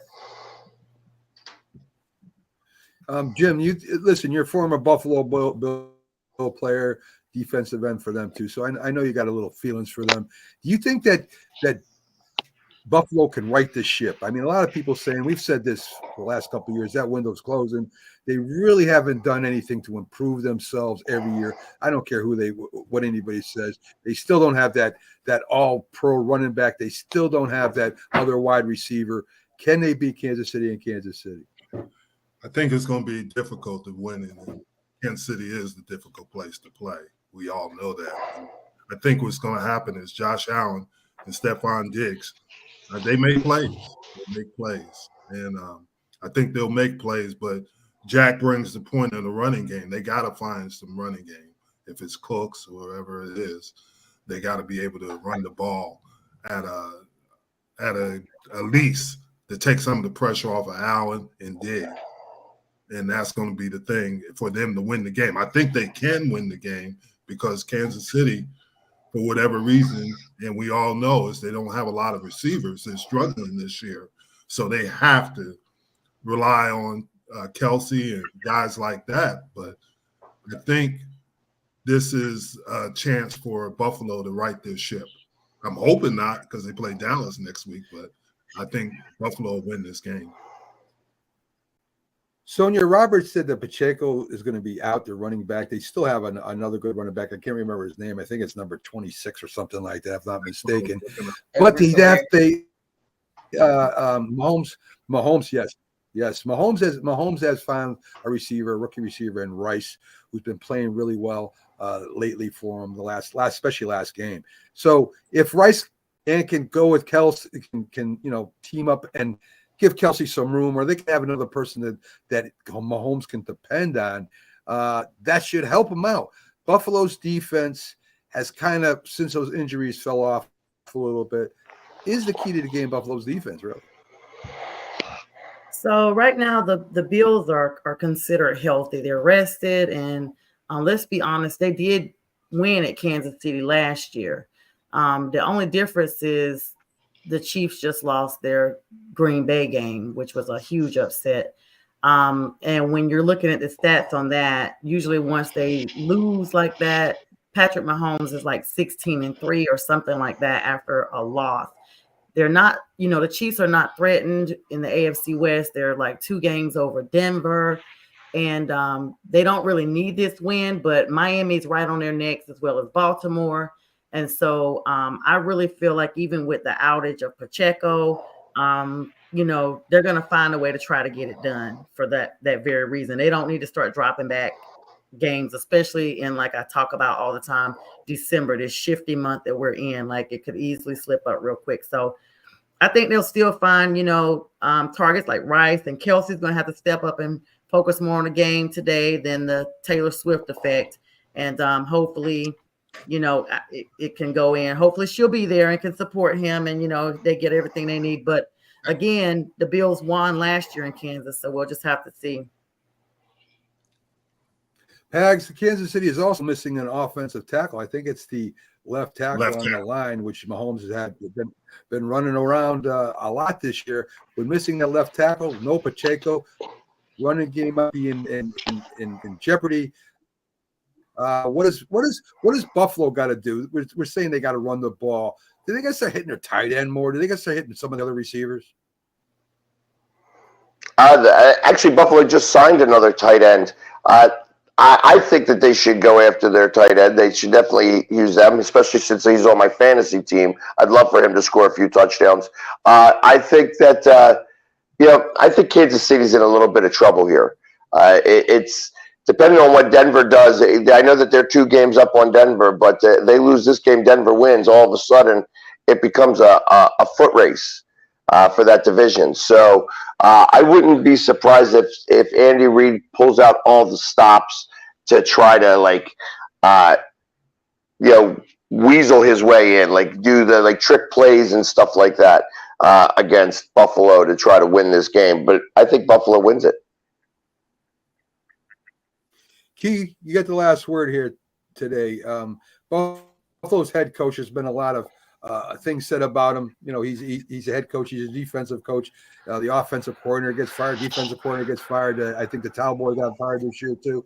So what do you think about the Buffalo Bills head coaches? Is he on the hot seat if they don't make the playoffs this year? Sean McDermott isn't on the hot seat. He's not one of the coaches whose butt is getting warmed right now. It's not even hot. McDermott's job is safe. Even if they don't make the playoffs, I believe he's still going to be there. Now next year, if they don't make the playoffs, then you can say his seat is getting a little warmed. He'll be on the hot seat. I still think Buffalo can win this game. No Pacheco, so they got to rely on the running game. They got Clyde Edwards-Helaire, and they're going to use Jerick McKinnon a little bit more. He's the more shifty and the faster of the two running backs. He can catch out the backfield, use a screen with him. Travis Kelce, we all know he is that offense for Kansas City. There is no ands, ifs, or buts. Travis Kelce is the offense. But when the other guys ain't clicking, you're asking Travis Kelce to put the team on his back and score points. Yeah, you got the Ricky Rice who's been pretty good, who's been solid. But still, if Rice can't get clicking, Kelce can't get clicking, who you gonna rely on? Sky Moore, MVS. We all seen what MVS has done twice now in the big moments. He cannot catch. You saw what happened with the Philly game. Can't catch. You saw the Green Bay game. That was his ball, regardless if it was pass interference or not. You gotta catch those balls. And MVS ain't gonna have no job next year because he gonna get cut. But I think Buffalo's gonna win this game. They can run the ball. They have running backs that can run the ball. James Cook, he's gotten 100 yards so far. Josh Allen might use his feet a little bit more today, but rely on the running backs. They have good ones. Latavius Murray is still running well. So Murray and Cook, get them going. I think Buffalo wins the game. All right. I want to thank everybody that came in today. Of course, Keith Angle, TGI Sports, Robert Butler from Sports Scope. We had Commander Nash stop in. And, of course, our weekly guests that come in, Pags is one of them. The Philly sports guy, watch him on TikTok and everywhere. Big Philadelphia fan, period. Big, huge Eagles fan. Keith, thank you for stopping in from Sports Empire. Everybody, check out Sports Empire. Great network. And from everybody here, we wish you a great Sunday, as I say every week.